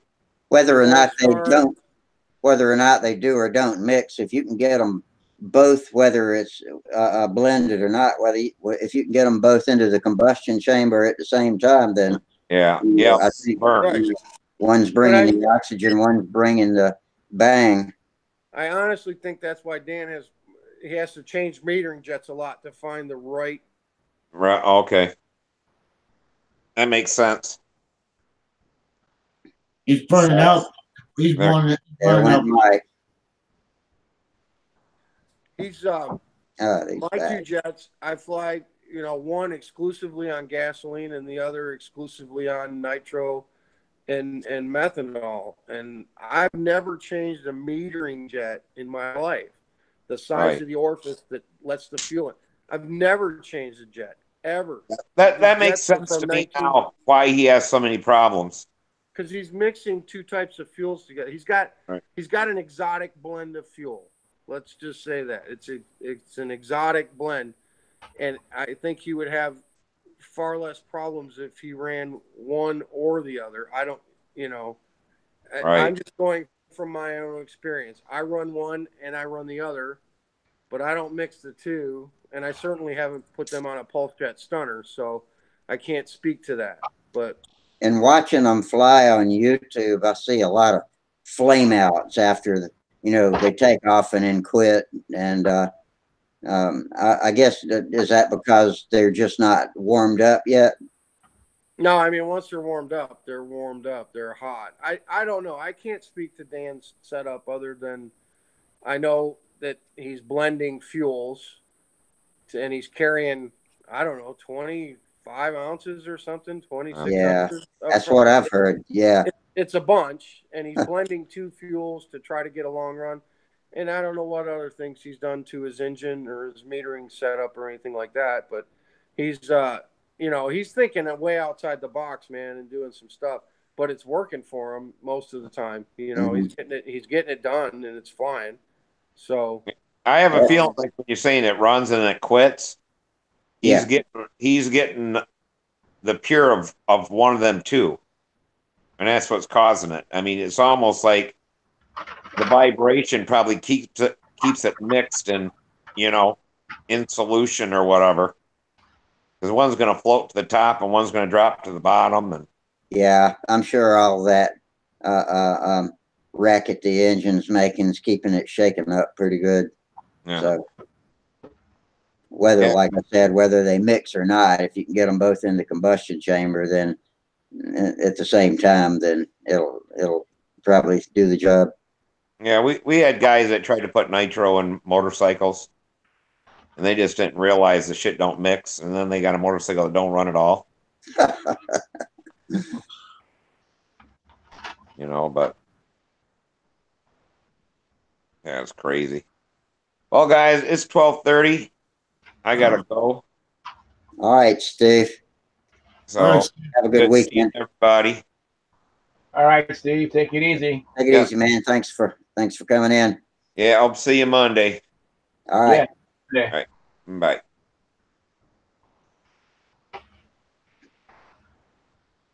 I'm glad we're not getting freezing precipitation like he is. Yes, so am I.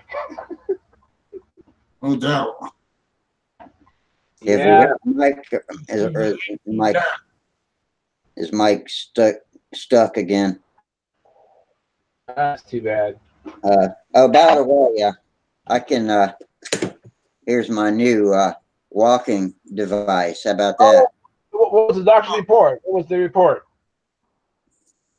I went in yesterday and talked to him, and they told me I looked like I was doing fine to start getting off the walker and carefully moving around with the cane for balance, and the muscles need to get built back up in that leg. So I definitely need the cane for balance, but it's not making me sore. I mean, a little tweak in the muscles, but that's all.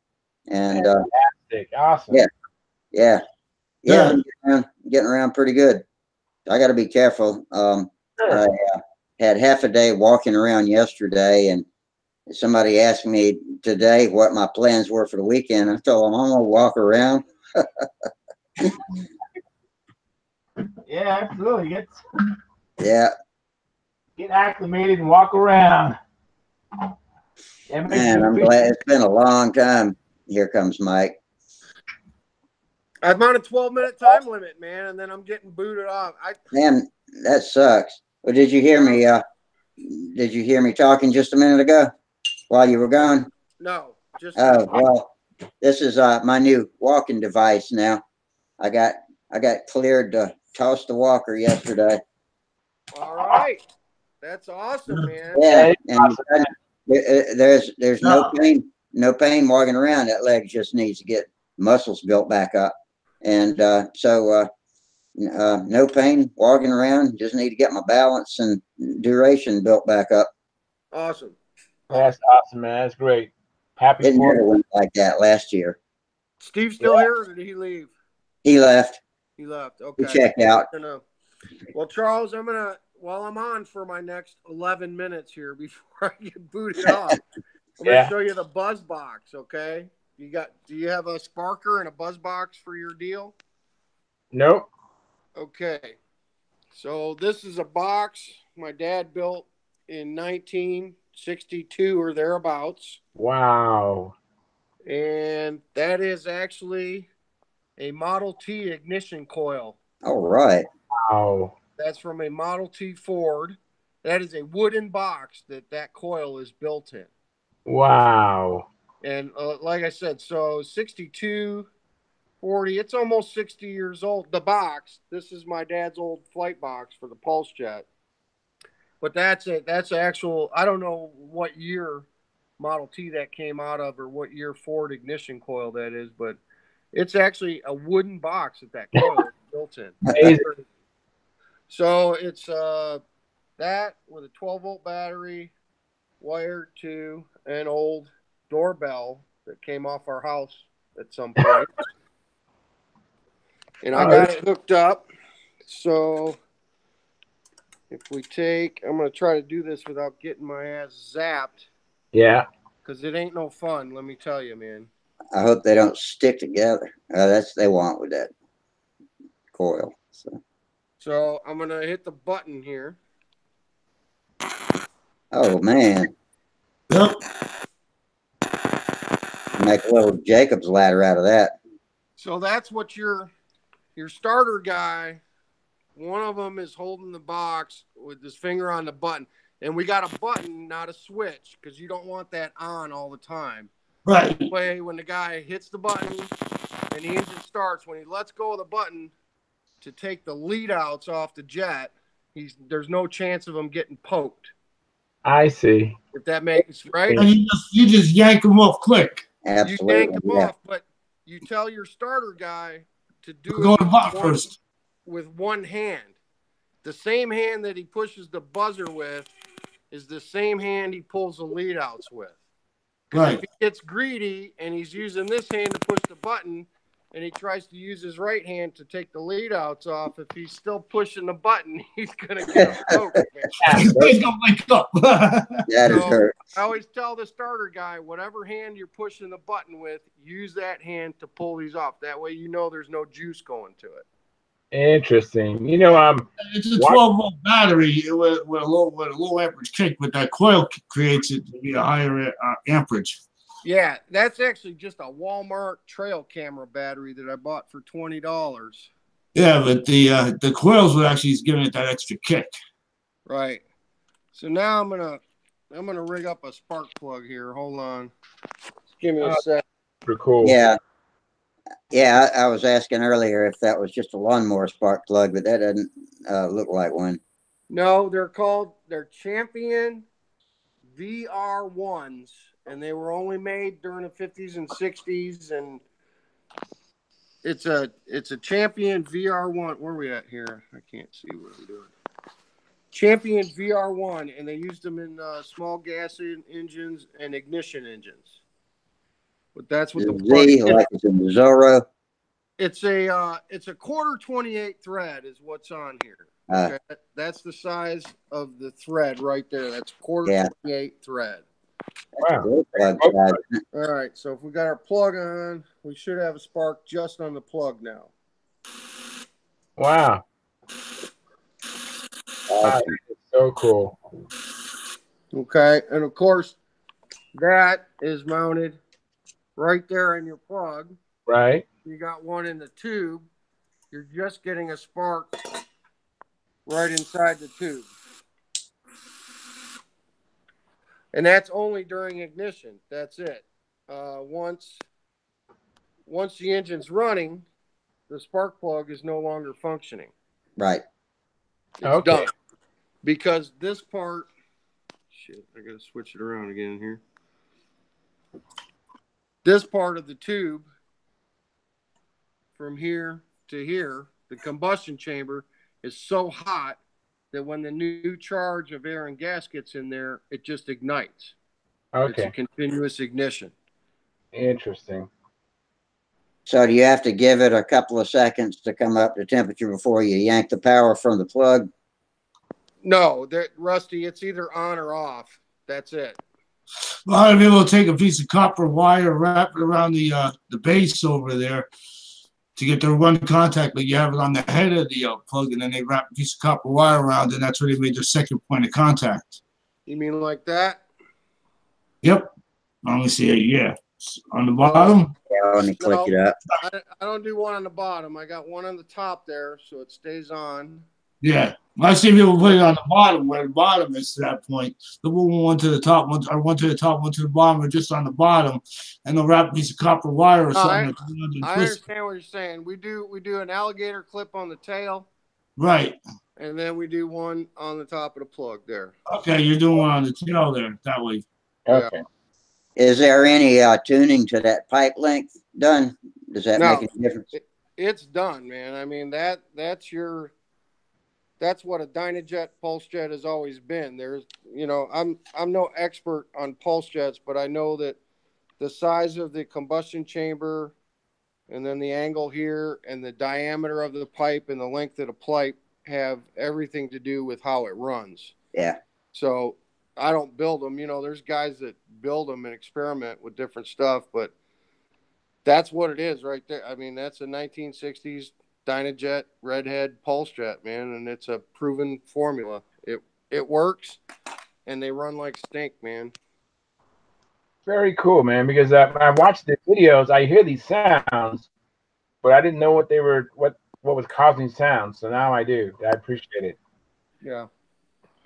If you want to look up something interesting, Charles, just Google on YouTube, look up Chris Lomas's videos. Okay. Christopher Lomas. Chris You're right. Lomas. He's got a lot of great videos on pulse jets. The guy, I mean, he's got a setup. He flies a sport jet by himself from the center of circle. I don't know what kind of rig he's got, but he can remotely get his sparker going, hit the air to it, and release the airplane. He basically has a pulse jet stooge. He can launch his pulse jet plane with no pit crew. Wow, that's amazing. From the center of the circle at the handle. So that's Chris Lomas, like Lamas? Lomas. Okay. Lomas. Just look him up on YouTube. He's got a lot of great pulse jet videos. Okay. And you'll see the one where he self-launches his airplane from the center of the circle. He starts it and lets it go and flies his pulse jet. That's amazing. With no pit crew at all. Well, he just lets it shoot out until it grabs tension? No. It's on the edge of the circle, and he's in the center, but he's got a compressed air tank and an igniter system that somehow he can remotely activate from the center of the circle. And then when the airplane starts, he can release it with a stooge, and the connections just fall off. The air connection falls off, and the spark interesting. Falls off. Yeah. I thought they started to stay in the center and let this thing shoot like a jet until it caught. No. That's pretty. He's got a full-on stooge for. Okay. One for the air, one for the spark, and one to let the airplane go. Yeah, he successfully does it all the time. Interesting. Guy's motivated, that's for sure.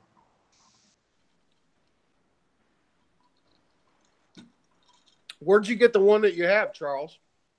One of my flying buddies, he's having some health challenges, and he's giving me some stuff. He's giving me planes and engines, and he gave that to me. And I'm not really sure if I'm going to actually put it in play. I'm pretty focused on just control line stunt. Sure. What's the tube look like on it? Hold it up again. What's the tube look like? Is it? I'll get it.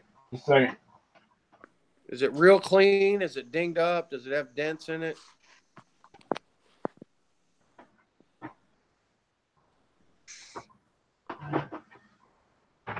Yours looks like it's been pretty well used, Mike.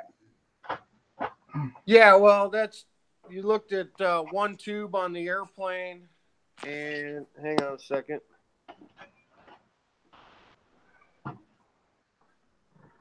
I think it looks pretty clean. That's in pretty clean shape. What's the tip? Show us the very tip end of it, the tail end. I mean.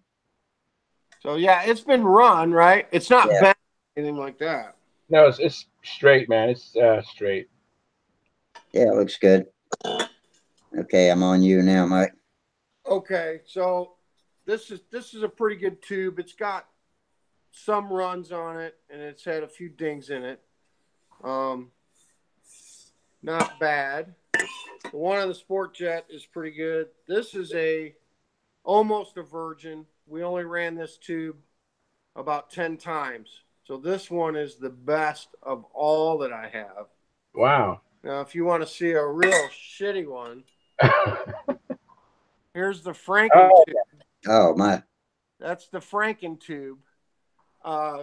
Ruben, you'll get a kick out of this. We were flying. You're calling me Ruben. I'm Steven. I'm sorry. I keep calling. My father's Ruben. I know. I've been drinking, man. Cut me some Okay, slack. no worries.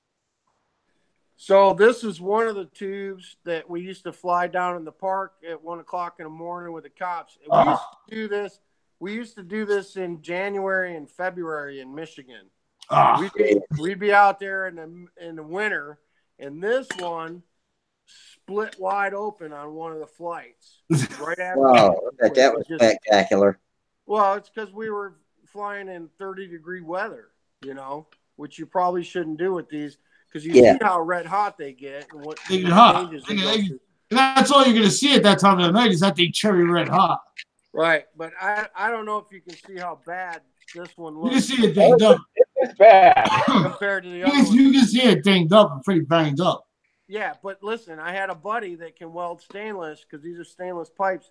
He welded this up, and even though we call it the Franken tube, it still runs. It still works. Good.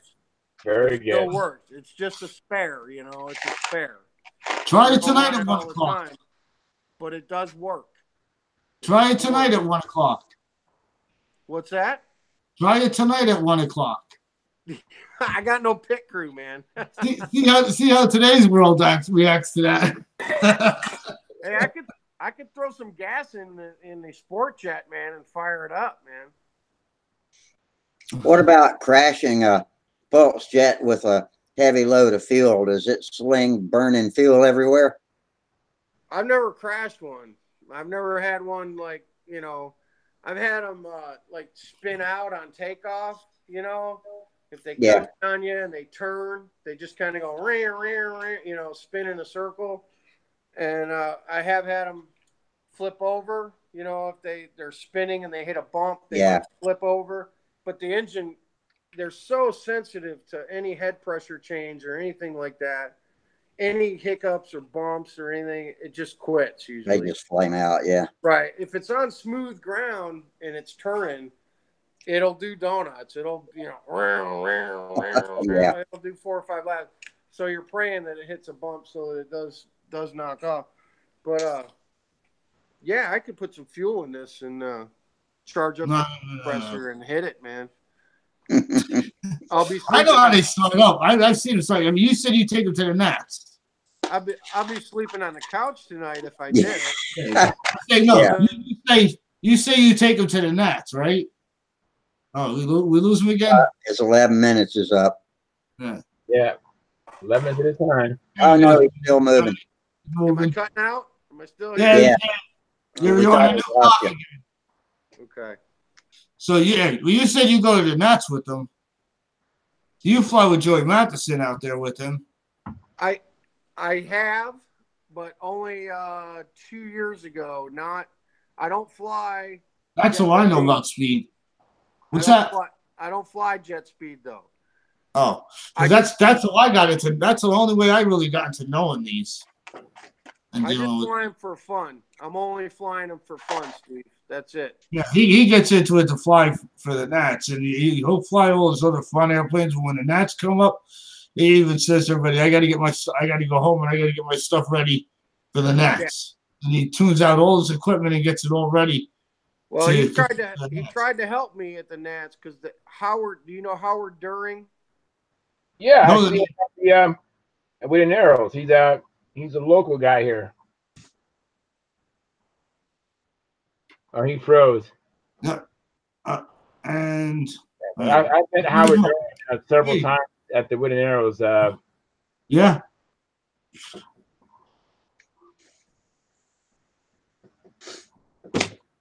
But that's all I got to know about these pulse jets and speed and all that stuff to that nature. I mean, I saw Danny Banjox and that he made a jet stunner and so forth, but as far as pulse jet and then flying for speed, I knew that from him doing that out here. Yeah, I just saw it on one of his videos, and I actually saw it when I went to Brodax 2016. But If you look him up, he's a national champion every year. He wins every year in the Nats. wow. Hey, dudes, I'm gotta Sure. off of here. I think it's almost 1 o'clock. But All right. Well, I appreciate you hanging tight with us. I'm just here in my garage working, trying to get my garage straightened out, so no problem. that's cool. That's It's cool. about 10 o'clock here. I got to bring the plane back downstairs safely and put it back in the shop. Think about when we start working on it with it tomorrow. You still there, Mike, or is that just a frozen picture of you? He's frozen. He's froze. Okay. All right, dudes. Y'all, thanks for coming, and I Rusty, guess have a good weekend, and we'll see you Monday. Rusty, you ran a great show today. Thanks a lot, man. Appreciate it. Yep. Couldn't do it without y'all, and that goes for you YouTubers out there. Gerald said good night just a few minutes ago. Okay, So cool. everybody on YouTube and video alike, thanks for coming, and we'll see you Monday. Have a great weekend. All right. Take care. Signing off. Goodbye.